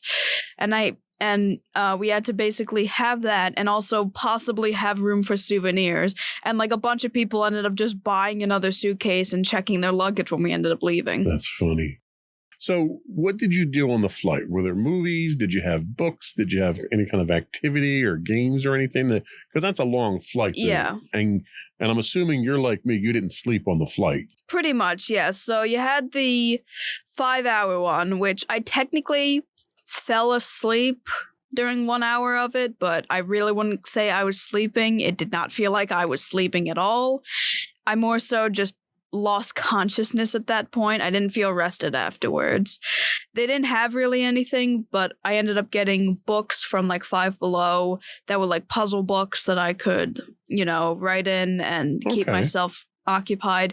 It was honestly it was kind of a boring flight, and like it wasn't a very fun one, I will admit. But then on the international flight, we had like actual TV screens. They gave us headphones, and you were able to watch movies, watch TV shows. San Fran to Japan. Yes, you were able to watch movies, watch television, and there were even like games on there. There was even actually a mode that I kind of liked, and it was basically like a sort of work focused but also like sleep mode kind of thing, where like you would just play like calming music in the background. So if like you needed to work on something, you had that, or if you wanted to sleep but needed noise to block out every other noise out there because there's no way you can sleep on an airplane, you could do that. And as I alluded to, I did not get any sleep because anytime I would try to go to sleep, something else happened. Like I tried to go to sleep at one point and someone else's light went on. When the light went off, someone was snoring. When the person stopped snoring, a child would be screaming. And when a child wasn't screaming, a child was just talking loudly to its parent. At least they all took turns, right? Yeah, which, that kind of made it a little agonizing. And that's kind of why on the returning flight, I'm like, yeah, I'm not going to bed. I don't care. I'm not going to sleep. So I arranged the show notes based on the itinerary that you had. So if I have something out of order or something like that, just let me know and we'll kind of speak around it. Of course. So your first day, you were in Osaka. Yep. What were your first impressions of Osaka? What stood out to you that you saw? Okay, well, we ended up taking the airport was actually kind of interesting looking because at one point after we went through, because of course, it's strange to see like all the signs not in English and instead in Japanese because, that's the country you're in. But like it's still kind of weird to see. There was also like a lot of like cartoon characters that like were part of like the signs and symbols and so forth. And then at one point when we were like in a station where we were going to get to the bus, it did not at all look like an airport. It looked more like a mall because like it was colored certain ways. It was very bright. And I also saw some interesting elevators, which I hadn't seen before. And when we were on the hour-long bus ride, we ended up seeing like some of the shorelines. A lot of the buildings were very interesting because some of them, like the architecture was modern, but not modern as in the United States. Like they were built in kind of interesting blocky ways, and then some of them looked more traditionally Japanese as well. Okay. Interesting. So you guys did do or you were supposed to do a walking tour of Downton Canal Street. Is that where you guys ate? And how was that experience for you? Oh boy. So yeah, we actually did see like the canal, and they actually had like boats going across. So that was kind of neat because we were like stationed on the bridge at one point, and we ended up having like a 5-minute walk down the street, and it was kind of nerve-wracking because like a lot of like the stores and so forth were like very loud because like there were like 3 instances of I think the same store where there was this animatronic crab, and it was like gigantic at the sounds front. terrifying. And yeah, and its legs would move and its arms moved up and down. It was really weird. And its eyes would also like bob up and down as well, which was very interesting. And obviously the rest of it, like there were a lot of signs. There were a lot of street vendors out there where you could get food and so forth. And basically, after we like walked down the entire the street and we were told where certain like food options were, we were given a couple hours to basically go and find your own dinner, and then we were going to meet back at the place where the bus was so that we could get on the bus to go to the hotel. So how did finding food work out? Initially I wasn't really able to do that because I ended up kind of having a panic attack. Cause I'm not great with people, like in general, and I was also in a foreign country, a place I'd never been before, which I don't have great experience with that either. If I'm not at a place, I get like very antsy if I haven't been there before. So it's like I'm always kind of like looking around, like, where am I? And the prospect of actually going and talking to people to get food, I can barely do that in the United States. But there was an extra layer to it because in Japan, most people don't speak English. It's not really a primary language. So there was obviously going to be a language barrier there, and I was kind of freaking out. And at one point when me and my one friend, she was getting this thing called melon bread, which I did end up having at one point, but when she was getting that and I was in line behind her, at some point I just freaked out. I was getting scared. People were like walking, and like the thing is, in Japan, they also don't really, like, personal space isn't really a thing, because like they'll just walk past you with like the smallest gap in between you and somebody else, which I had to learn to adapt to. But like I ended up like pushing myself against a wall, and I was kind of like crying at that point and freaking out. Thankfully, one of the moms and her daughter ended up like finding me and basically helped to coax me and so forth. My one friend ended up getting me one of the melon breads with ice cream. It was pretty good. I do recommend it. And then I ended up getting the confidence to buy a tempura crab leg, which is basically just a crab leg but fried. Okay. Deep fried, rather. So you did get to experience some of the street food there, some of the terrifying experiences on the street there. Yeah. But one thing of note is that there was a stand called Kobe beef, and it's basically just beef on a stick and so forth. I would not really recommend getting that because when someone ended up charging it to their debit card, it came out to be like $75. Well, because Kobe beef is a delicacy in Japan. It's like the finest grade of beef that you can get. Yeah, so it cost them like $75 for it. So yeah, I wouldn't recommend that. That would be like going to a restaurant here and ordering like a 15-ounce filet mignon. So that's understandable. So the next leg had you going from Osaka to Kyoto, but you stopped in Nara, Japan for a couple of shrines. Tell us how that was. I know you guys did a lot of shrines while you were there. You had Shinto, you had Buddhist. What was the experience like? Did you feel connected to the culture at that point? Was there a historical thing that was interesting? What can you say about that? Okay, so we visited 2 shrines in Nara, one that was Shinto and another that was Buddhist. The Shinto one was the one that had like the most lanterns in it. It like had 100 or something lanterns. And I did like find it interesting how connected it was to nature and because like in Nara, they hold deer sacred. So both the Buddhist temple we went to, where we ended up seeing like the Nara Great Buddha.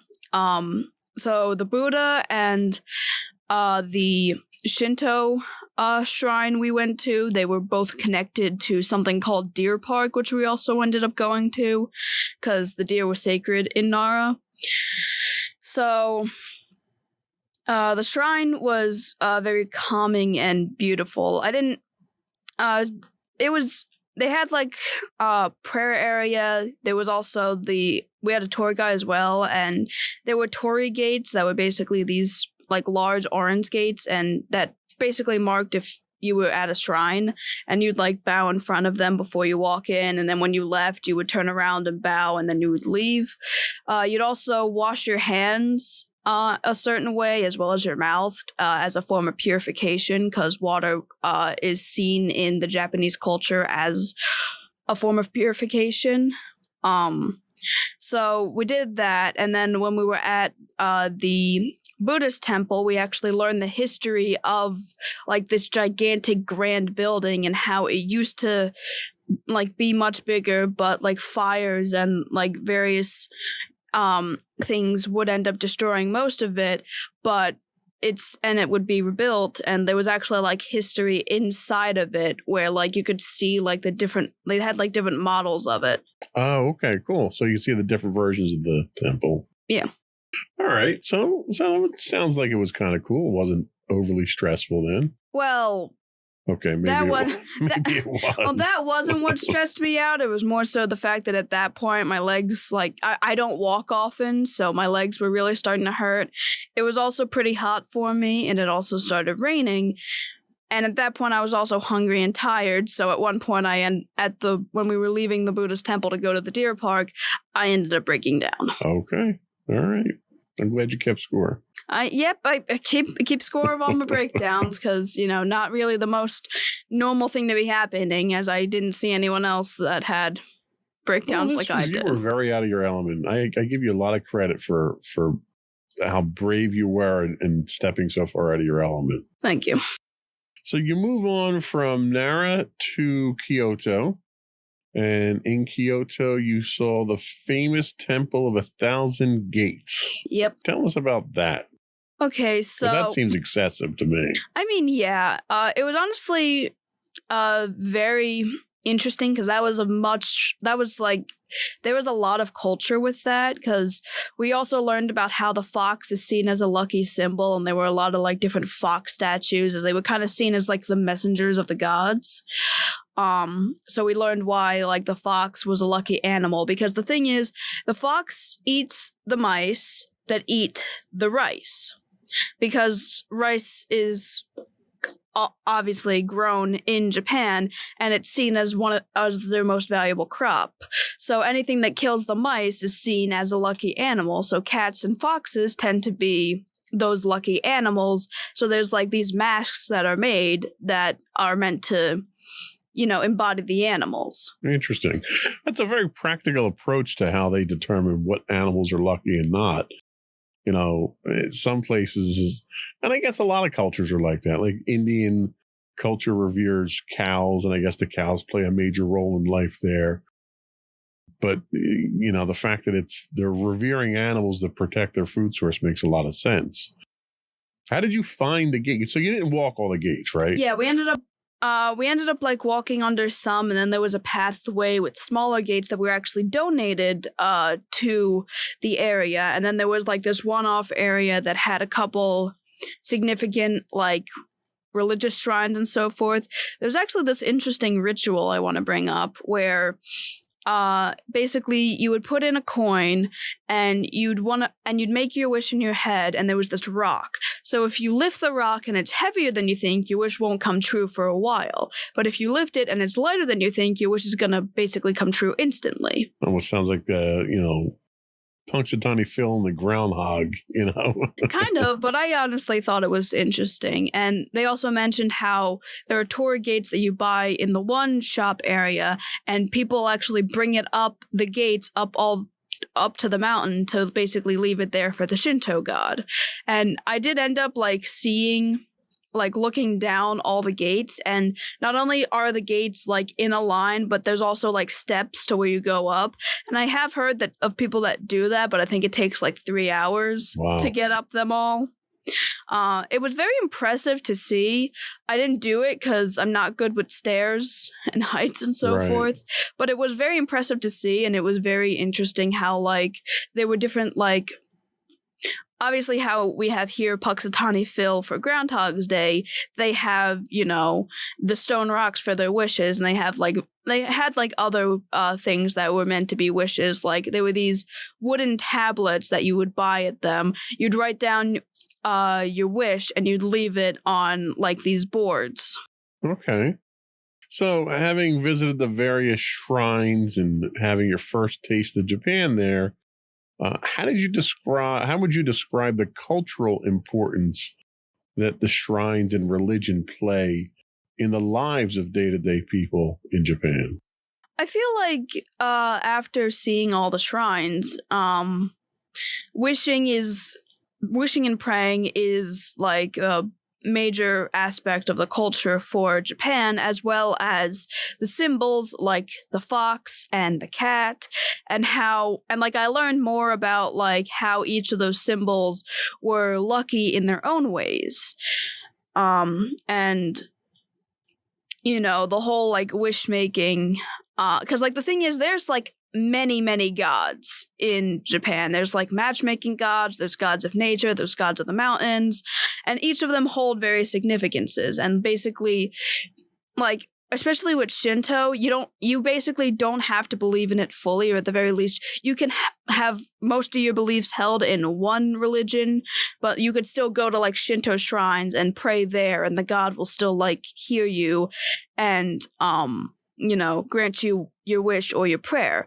And a lot of them also don't depict their gods either. It's just like you have a general shrine area. You don't see what the god looks like, but you still, you know, offer up your prayers and wishes. Interesting. It sounds like it's a very passive way of going about religion, unlike some of the more Western style religions out there. It actually sounds kind of inviting. And I did actually see like there were other like, it wasn't like just Buddhism or Shintoism. There was also like, I did actually see like a Catholic church in Japan as well, a couple of other churches and stuff like that. So there are like obviously other religions there, and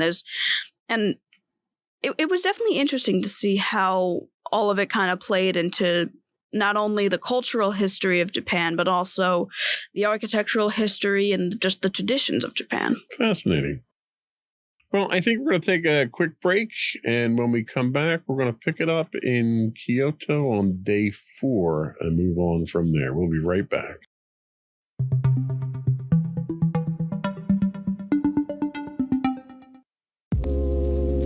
Are you tired of your favorite gaming podcast finishing with a play? Oh, no! Well, check out No Credits Rolled, where we play the games but rarely finish them. How's it going, folks? I'm Sam Whalen, your friendly host at No Credits Rolled, the ultimate gaming podcast, where we dish out the latest scoops and reviews on all your beloved video games. Hey, listen! Not only that, but we spice things up with some guest interviews and even give you, yes, you, a chance to have your say.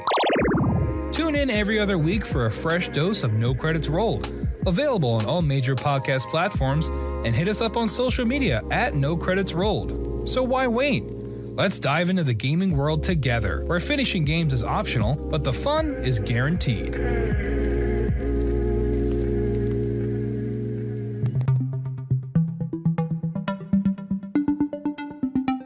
Welcome back to Insights into Teens. We are talking about a recent trip to Japan that you took.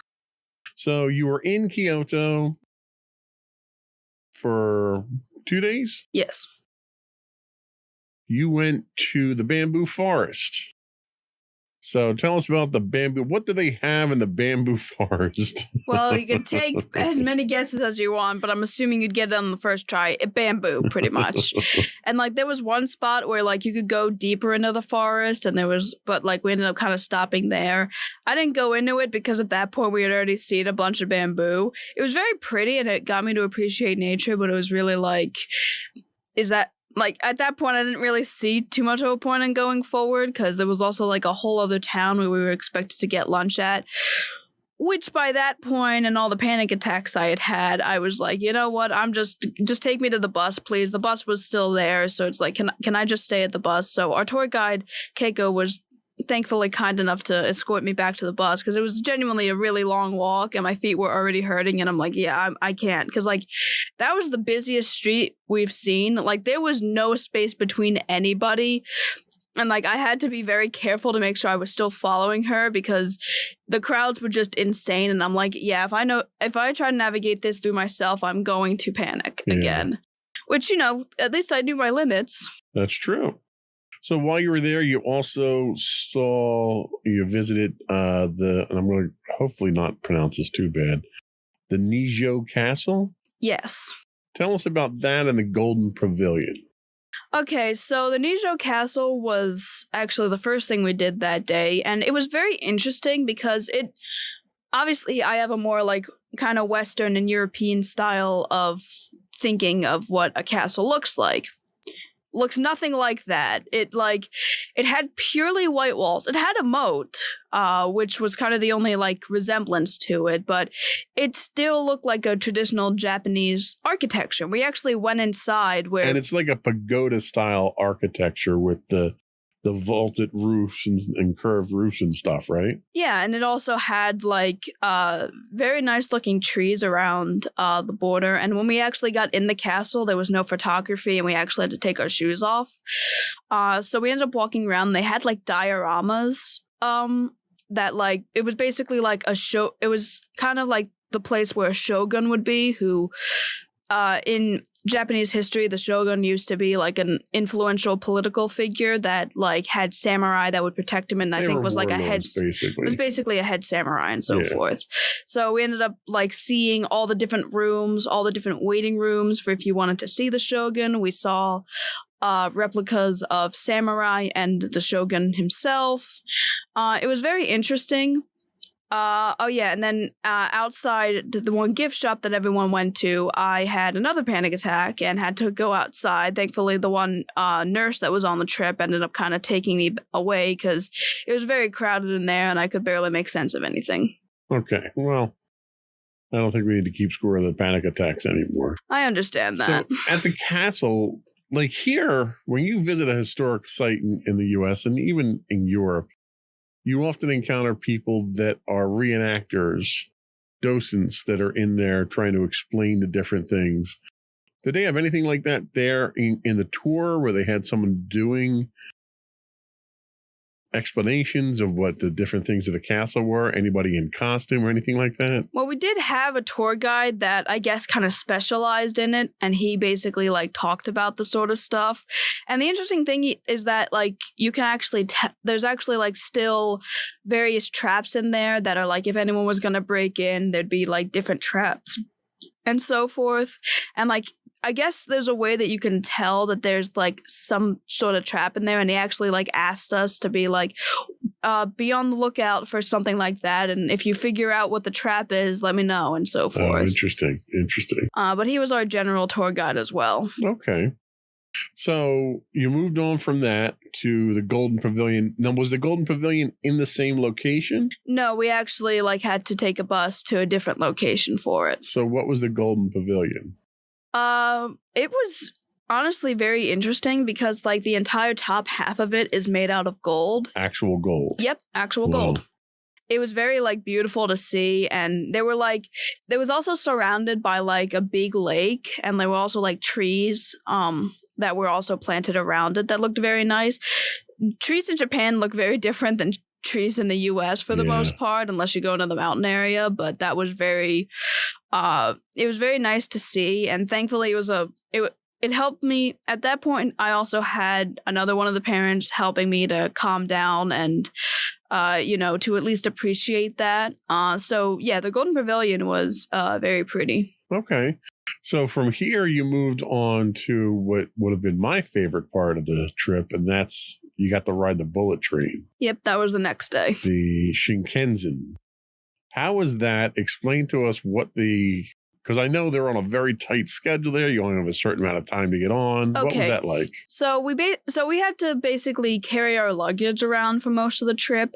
But when it came to the day that we spent after the bullet train, we couldn't take our luggage with us because if we were to try and get it on the bullet train, it would take us much longer and probably we wouldn't have been able to get on it. So basically, we had to pack in our backpacks what we were going to need for a night's stay in the one hotel, and then we'd eventually have our bag shipped to Tokyo. So we all had to do that, and then when we got to the station, we all had to make sure we were on time, and when the doors opened to it, we had to all rush in because they only stay open for 2 minutes, so anyone that needed to get off had to get off, and then everyone that needed to get in had to get in. Okay. How was the ride? I know you were fast. I know statistically the train gets up to 200 miles an hour.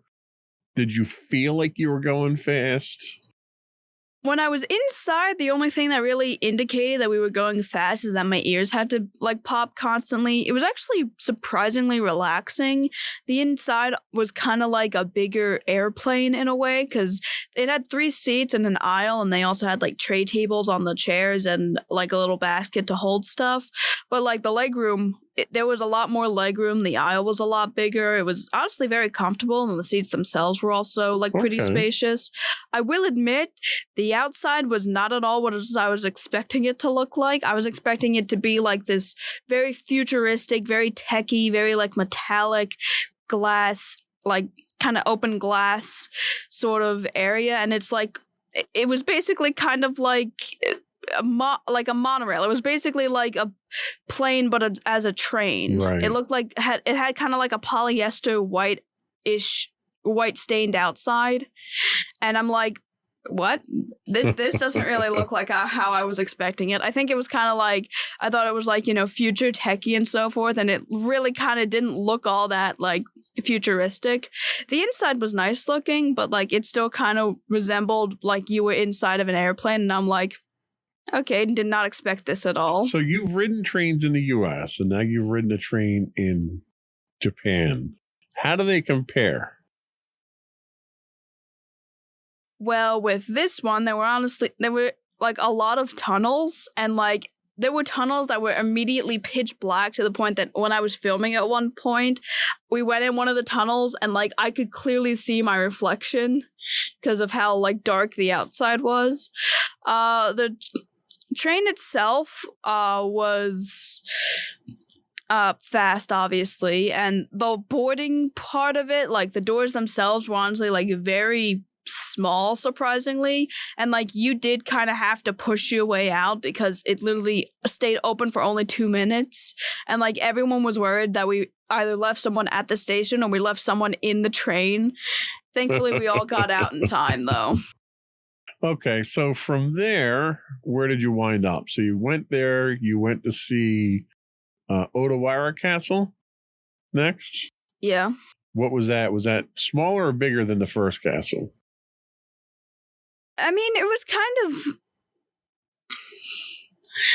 was kind of not, I think it was a little bigger than the other one, but the other one, the building itself was smaller, but the whole protection it had around it, I think was bigger.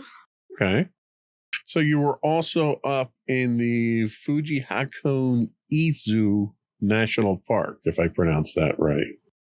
That was where you took a cruise on Lake Ashi. Yep. How was that? Okay, so, well, we actually did a couple of things there. For one, there was a cable car ride up the one mountain. I didn't do that because I'm afraid of heights, but I stayed down with I think the teacher that I ended up orchestrating the whole trip, and there they had a bunch of, you were also supposed to do lunch there, so there were a bunch of different restaurants and so forth, and that's where I actually got the first souvenirs, and that's actually the part of the trip that I actually started to enjoy more. The boat cruise was very interesting because the boat itself had 4 different layers to it, and there was a very cozy looking relaxation area on the second floor. On the third floor, they had like swings that were kind of like, they were bolted to the ground, but like you could still kind of swing in them. They also had like almost beach chairs and benches as well. They had like a lot of comfortable looking seating, and the lake itself was actually formed because of volcanic activity. So it's at a high elevation, but like water circulation was cut off because of the mountains that were created. So it turned into a lake. So there were mountains all around it, and you could also see a lot of the buildings, and I got a lot of really cool shots from it. So that region itself is actually very well known, the national park region there, for its natural landscapes and stuff like that. Does it compare to anything you've ever seen in the United States, or is it something that's just unique to Japan? I mean, like, I'm pretty sure there would be, you know, like mountain ranges that were kind of similar, but I did think it was interesting that all around the lake it was mountains, and like some of them got higher than others. And when we were on the bus, there were a lot of really interesting like mountain areas that we actually like drove past. Some of them actually looked like they were steaming, but it was probably just the fog, but it was still like, you know, really cool to see. Okay. So from there you were moving on to Tokyo via Kamakura, right? Mhm. And you stopped at the, I'm going to murder this one, Mangu Shrine, where the great Buddha of Kamakura is. Yes. Let's talk about that one a little. Okay, so that one, it's pretty much at the area we went to, it was pretty much just this Buddha. And while it didn't compare to this, it was a little smaller than the first Buddha we'd seen in Nara, but like it was still like interesting to see. We ended up getting like some more history about the Buddha itself. There were like there was like incense that were being burned. There was also something in front of it that was like fruit and offerings and so forth. But that was also kind of just it. The Buddha itself was like, I think you could actually pay money to like go inside the Buddha. But for the most part, the Buddha was kind of just the whole thing. And we were given like over an hour to stay there, and at one point me and my friend just ended up going to just go back to the bus. That was also the first time I experienced a public restroom in Japan, and by first I mean only. Okay. Because, I mean, I don't like public restrooms in general, but in Japan, they have bidets, like, everywhere pretty much, because, like, 80%, after it was made, 80% of, like, Japanese homes now have bidets. So explain for the audience what a bidet is. Basically, it's a very high-tech toilet that has the ability to, like, it's mostly, I think it's mostly kind of something that women use, because it's not something that men often use unless they're not just going to use the restroom So it's basically something that squirts water and washes your bottom. Yeah, pretty much. Right. I don't know how to say that, you know. And the thing is, some of them are actually different because some also like have seat warmers and can also sense when you're on it. So like when you sit down, your butt gets warm. It's good to know that the bidets were the highlight of the trip. Well, it wasn't really the highlight because I don't think I'm ever really going to be able to use one because I didn't actually use the water spray function because some of them also made noise when you got on them, and I think some of them could even play music for you. So you guys ate while you were there too, right? Not at that place. But you ate in that local area there. Probably, yeah. It wasn't a fast food place to eat at. Yeah. So how does the food compare from region to region? Is it similar? Do they have local food variations that they have, or is it pretty much the same wherever you ate local? Well, in certain areas, there were actually like delicacies of like the specific region. Like some stuff was more common in Osaka than in Kyoto. And there were like even the places we went to, there were certain foods that were made specifically because of the region it was in. Mm-hmm. But they also had a bunch of fast food places like Wendy's. We ended up seeing like KFC's, McDonald's, Starbucks. So they're fairly modern. So yeah, they still have like, you know, your typical like fast food areas that you'd see in the United States. Okay. So from there you moved on to Tokyo, and we're going to take our last break, and we're going to come back and wrap up your last 2 days, starting with Tokyo. We'll be right back.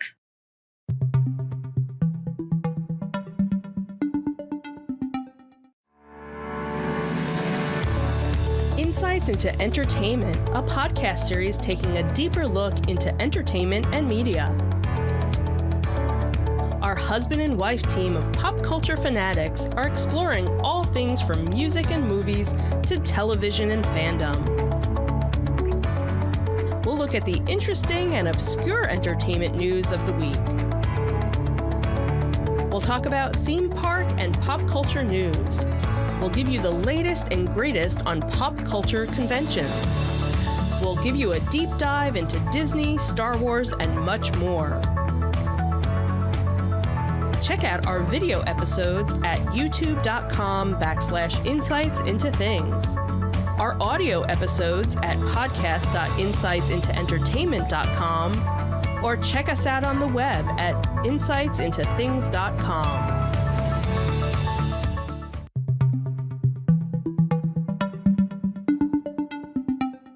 We are talking all things Japan, or at least all things Japan trip, on today's episode of Insights into Teens.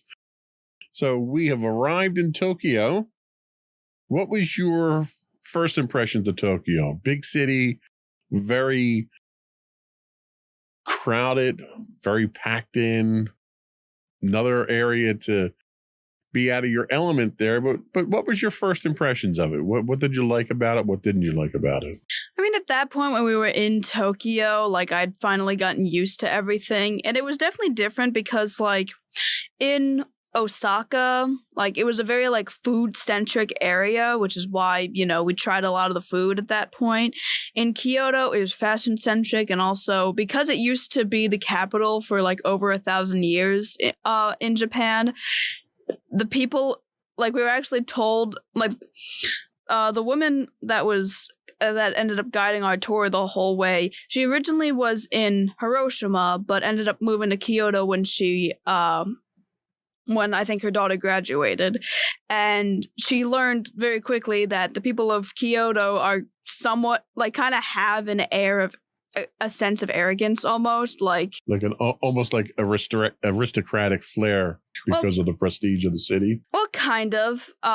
They would she mentioned how like some of them would make like backhanded compliments and so forth, and like if they said like, "Oh, you have a nice watch," that like you at a party, that basically meant that they wanted you to leave. Which was interesting, you know. So while you were there, you did see a couple more temples, right? Yeah. And anything highlight-wise worthy of mentioning from the temples? The Asakusa Kannon Temple and the Meiji Shinto Shrine. Well, one of them had like a set of 60 stairs that we ended up climbing up. That was like Rocky. Yeah. I mean, there were people that made that reference as well. Like, I want to run up this like Rocky and so forth. It was very tiring to get all the way up there. But still obviously very nice architecture. And then the other shrine was actually a nature-based god. So the traditional Torii temple is typically painted orange, but I guess in like the nature-centric shrines, they actually don't paint them, and like you see the like natural wood of the gate. Interesting. So you also attended the Akihabara Electric Town? No, we didn't do that. You didn't do that. Okay, that was still on the agenda then. So we didn't do that. What else did we do that was interesting in Tokyo? Well, there was Joypolis. Ah, yes. Talk about that. So Joypolis is basically this indoor amusement park. I think that one of the biggest in Japan, and it's entirely VR, but like they actually had amusement rides that used VR. I didn't go on any of them, but I did see one that did like it. There was kind of like almost an upside down roller coaster at one point where you like actually wore VR glasses. They also had a ton of claw machines, and something that I ended up using a lot in the end of the trip were these vending machines that you'd put some yen coins in and you'd turn it and then you'd get like something out, obviously. So that's interesting that you mentioned that. So before you went, one of the other things, preparation things, was exchanging some U.S. currency for Japanese yen. What's the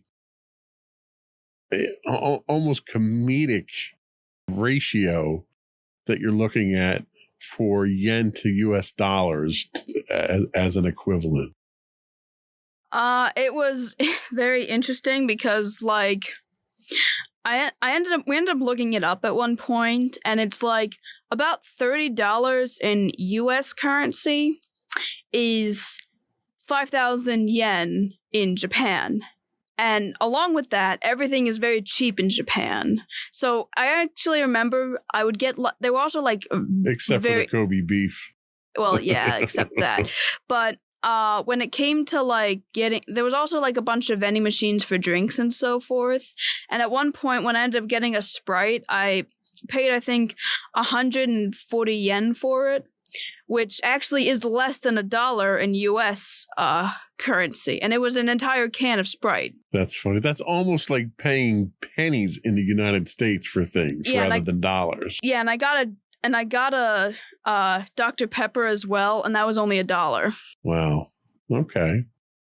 So you guys did Joyopolis. You also had kind of a free day or somewhat of a free day that you guys could do stuff.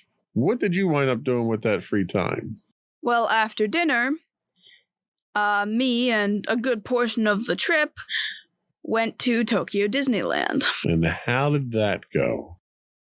Well, trying to get there was kind of a pain because we wasted like an hour trying to get an Uber for everybody because we had to like get a good number of people because the max you could get is like 5, but then we had to downsize to 4 so that we had an easier time with the Uber, which was, fun to have to figure out.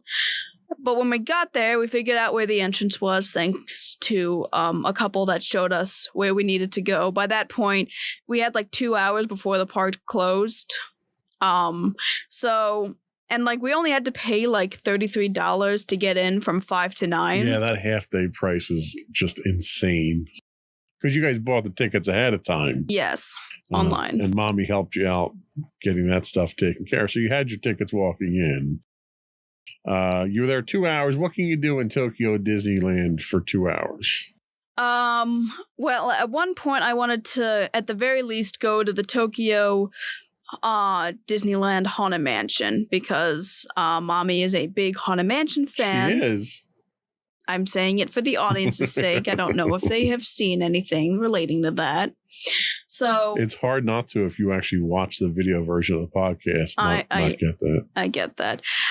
So I actually went with the same parent that had been helping me because I wanted to, at the very least, get some picture of the Haunted Mansion. And I did, but they didn't come out as anything because it was not lit up like everything else. Yeah. So you couldn't even see it. But we were able to go on it. And it honestly is very interesting how different it is because it is actually based on the original version of the Magic Kingdom Haunted Mansion, but it hasn't been updated, at least with like the modern scenes, like with Constance's backstory or anything. So we went in. The narration is entirely in Japanese, which, not that big of a shock. They didn't have like the one like interactive queue line that they have in the States. When we got in, the ride itself, it actually starts off in like when you're in the Magic Kingdom ride, when you go through the one hallway where the lightning comes in and the paintings are changing, they actually have it so that the paintings that used to be in like the waiting area where you would get on the Doom buggies, those paintings and the paintings that were in the changing portrait line are actually like all in the same room.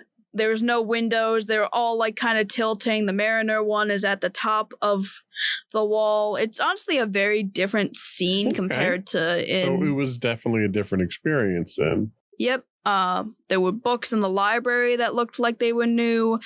One of the worst differences I saw was instead of the endless staircases, there were like 3 spider figures that were there. Just for you. They put them in just for you for that And of course, trick. they made them like neon colors, so they were incredibly obvious.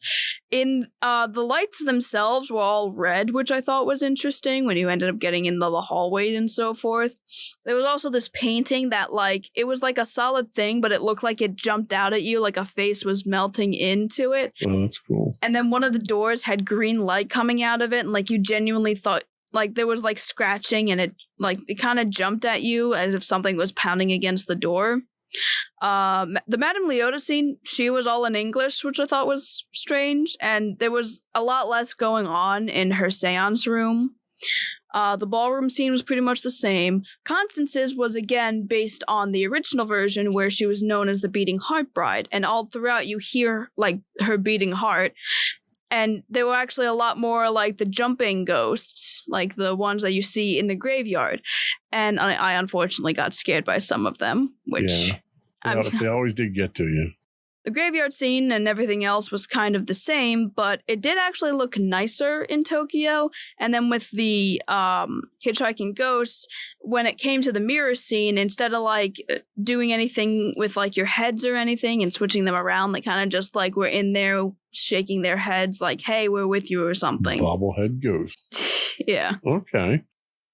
All right. And that kind of wrapped up the majority of the trip there. We're going to take a quick break, come back, and we'll let you wrap up with your final thoughts on what you enjoy, what you didn't enjoy, how you're going to rate it on a scale of 1 to 10. We'll be right back for that.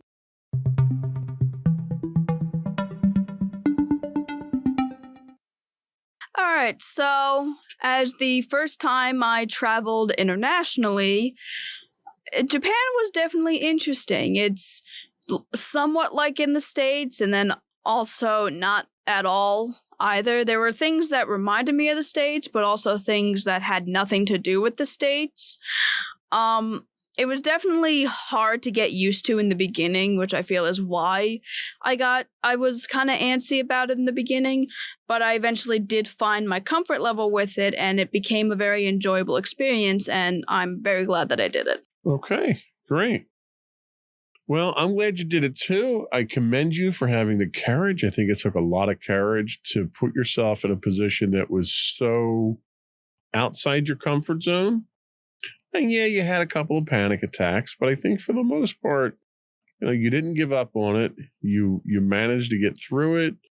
And I have to tell you, I'm very proud of you for sticking it out there and being able to cope with it, because it was probably the most difficult thing I think you've had to do in a very long time. So that's all we had for today. Before we go, I want to once again invite our listening and viewing audience to subscribe to the podcast. You can find audio versions of this podcast listed as Insights into Teens. You can find audio and video versions of all the network's podcasts listed as Insights into Things. And we're available on Apple, Spotify, Google, iHeartRadio, Buzzsprout, etc. I would also invite you to write into us. You can email us at comments@insightsintothings.com. You can hit us up on X at insights_things. You can find streaming 5 days a week on Twitch at twitch.tv/insightsintothings. You can also give us a call now. Leave a message for us and we'll get you on one of the future podcasts. You can call in to 856-403-8788. That's it. Another one in the books. Bye, everyone. Bye.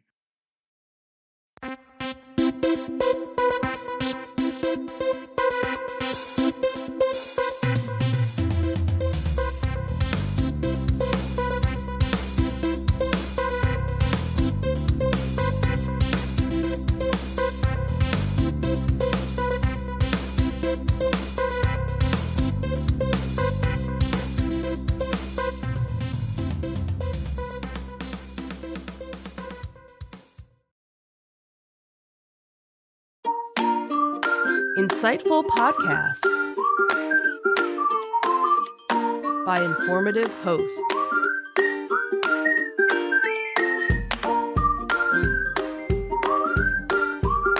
Insights into Things, a podcast network.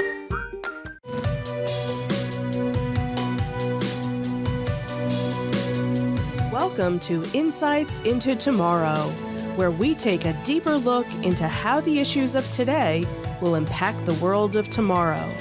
From politics and world news to media and technology, we discuss how today's headlines are becoming tomorrow's reality.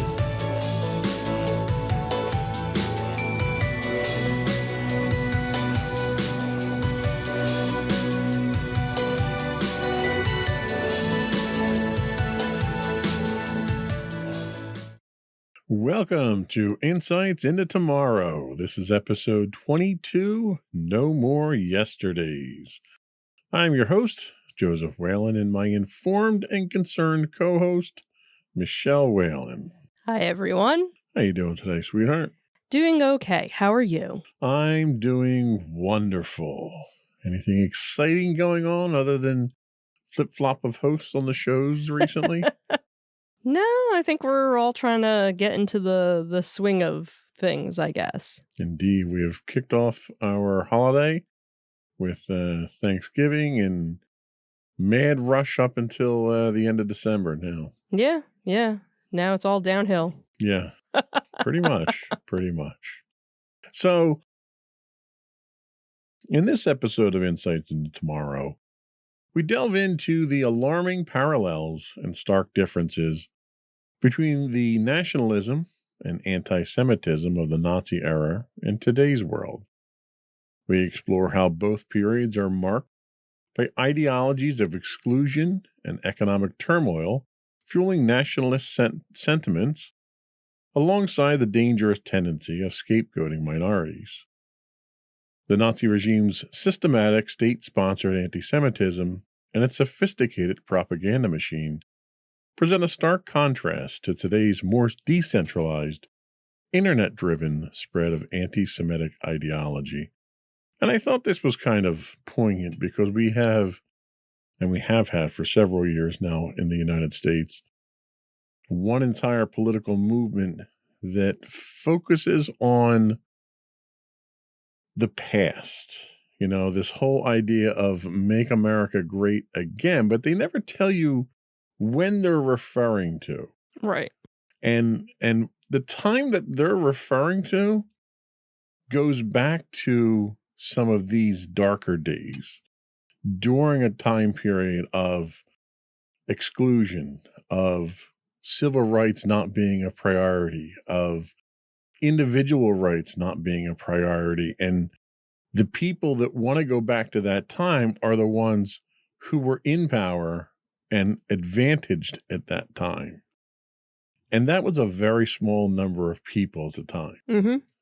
So the fact that you have a large segment of the population pushing for that now and completely ignoring the parallels that they're shooting for now compared to what happened in the 1930s and 40s with the rise of other nationalist movements, socialism and fascism, is disturbing. And that's why I titled this podcast No More Yesterdays. You know, we don't want to go back. We've, over the last 100 years, we as a country, we as a civilization, and the human race in general have evolved considerably in that time. And there's a segment of the population who desperately wants to drag us back to those dark times. So we're going to take a look at some of the comparisons on that and offer some insights and side-by-side looks at what it was like then, what it is today, and hopefully have enough wisdom to not go down that dark path again. But before we do that, though, I want to take a moment to remind our listening and viewing audience to, if you don't already do so, subscribe to the podcast. You can find audio versions of this podcast listed as Insights into Tomorrow. You can also find audio and video versions of all the network's podcasts listed as Insights into Things, pretty much anywhere you can get a podcast these days. I would also invite you to write in, give us your feedback, disagree with us, tell me your point of view. You can email us at comments@insightsintothings.com. You can find us on X at insights_things, or you can find links to all those and more on our official website at www.insightsintothings.com. Shall we get going? Oh, let's the fun begin. Here we go.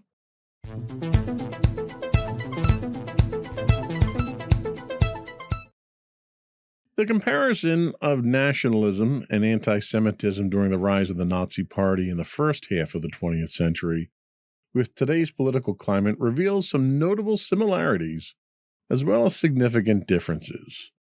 From a similarity standpoint, you have an ideology of exclusion. Both eras witness ideologies that define the nation in exclusionary terms, which is really contrary to what this country was ever built on. The Nazi Party's version of nationalism was grounded in racial purity and the exclusion of Jews, among others. Despite the fact that there's Jewish ancestry on Hitler's side, and Hitler wasn't even German to begin with. So, purity. Modern nationalism, while not typically as extreme, often similarly hinges on defining insiders and outsiders, sometimes marginalizing certain groups. There's also significant similarities in economic factors. Economic uncertainty played a significant role in the rise of the Nazi Party as it capitalized on the economic woes of post-World War I Germany to gain support. Today, the economic uncertainty, particularly in the wake of globalization and economic crises, also fuels nationalist sentiments. So now we'll talk about scapegoating. So the Nazi regime notoriously used Jews as a scapegoat for Germany's problems. In contemporary politics, while not as extreme or widespread, there is still a tendency in some nationalist narratives to scapegoat immigrants or ethnic minorities for social and economic issues. The use of propaganda. The Nazis were adept at using propaganda to spread their ideologies. And today, while the methods have evolved, the use of media and particularly social media to dismantle nationalist and anti-Semitic sentiments echoes this aspect of the past. The rise of the term fake news to discredit credible sources that point out the lies and crimes of one political organization over another has threatened to undermine any source of truth.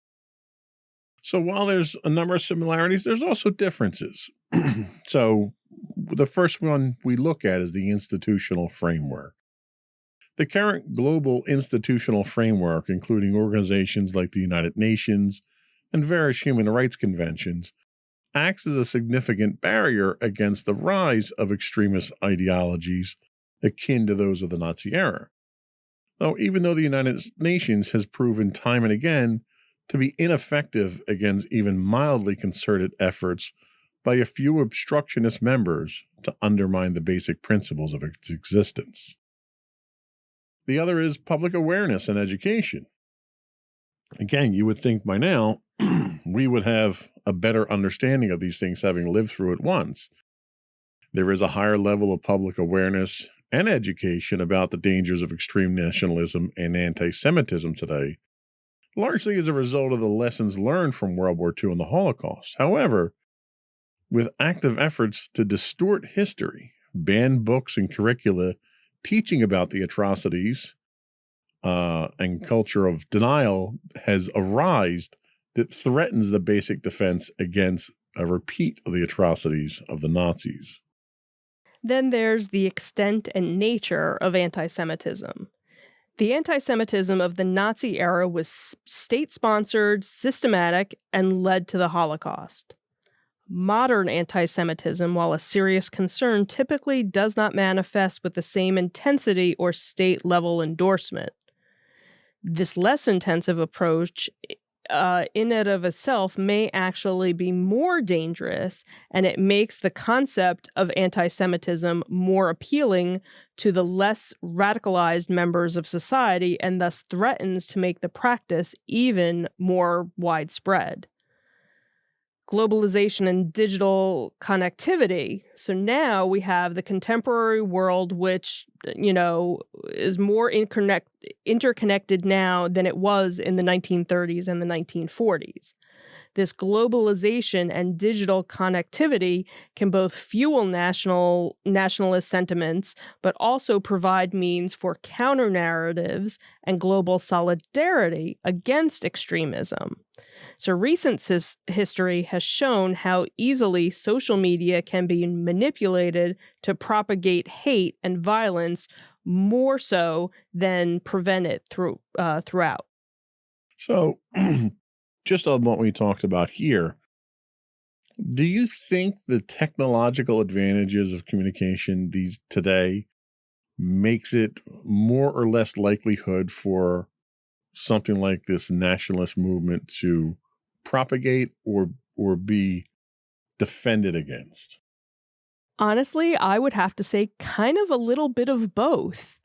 It's definitely easier for the word to get out, for this propaganda to be spread.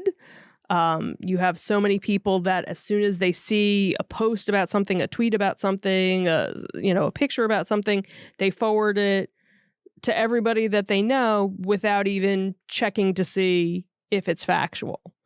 But then on the other hand, you have real-time news, real-time events that are happening that people are being informed about pretty much right as it happens, as opposed to back in the day where it could be weeks before somebody heard about something, months before somebody heard something, hours before.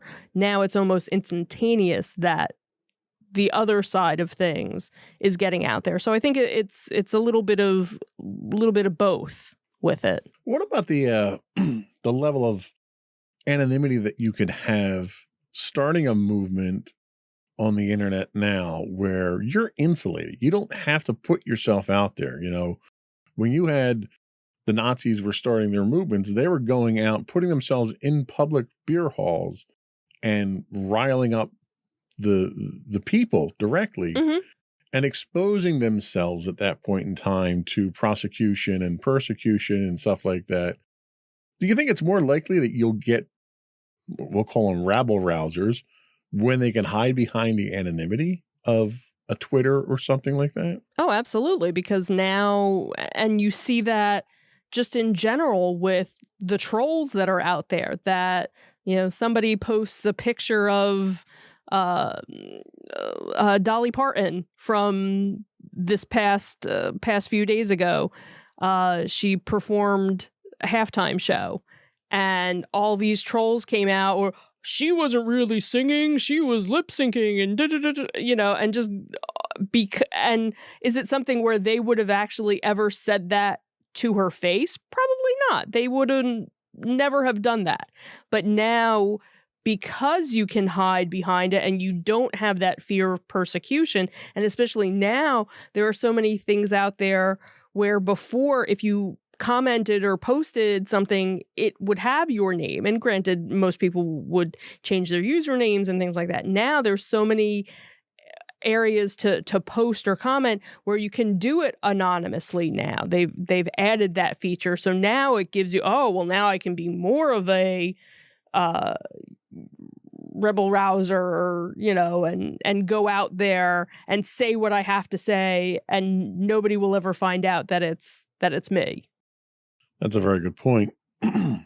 So how do you think the rise of social media and the concept of fake news has affected the way Americans understand and discuss political issues, including topics like nationalism and anti-Semitism? Can people have a logical, civilized discussion, or we're seeing extremism on both sides, and just because one side says one thing, you could have one side that finds the cure for cancer, finds a magical pill that solves world hunger and creates world peace all at one time, and the other side would oppose it just because the opposition came up with it. Right.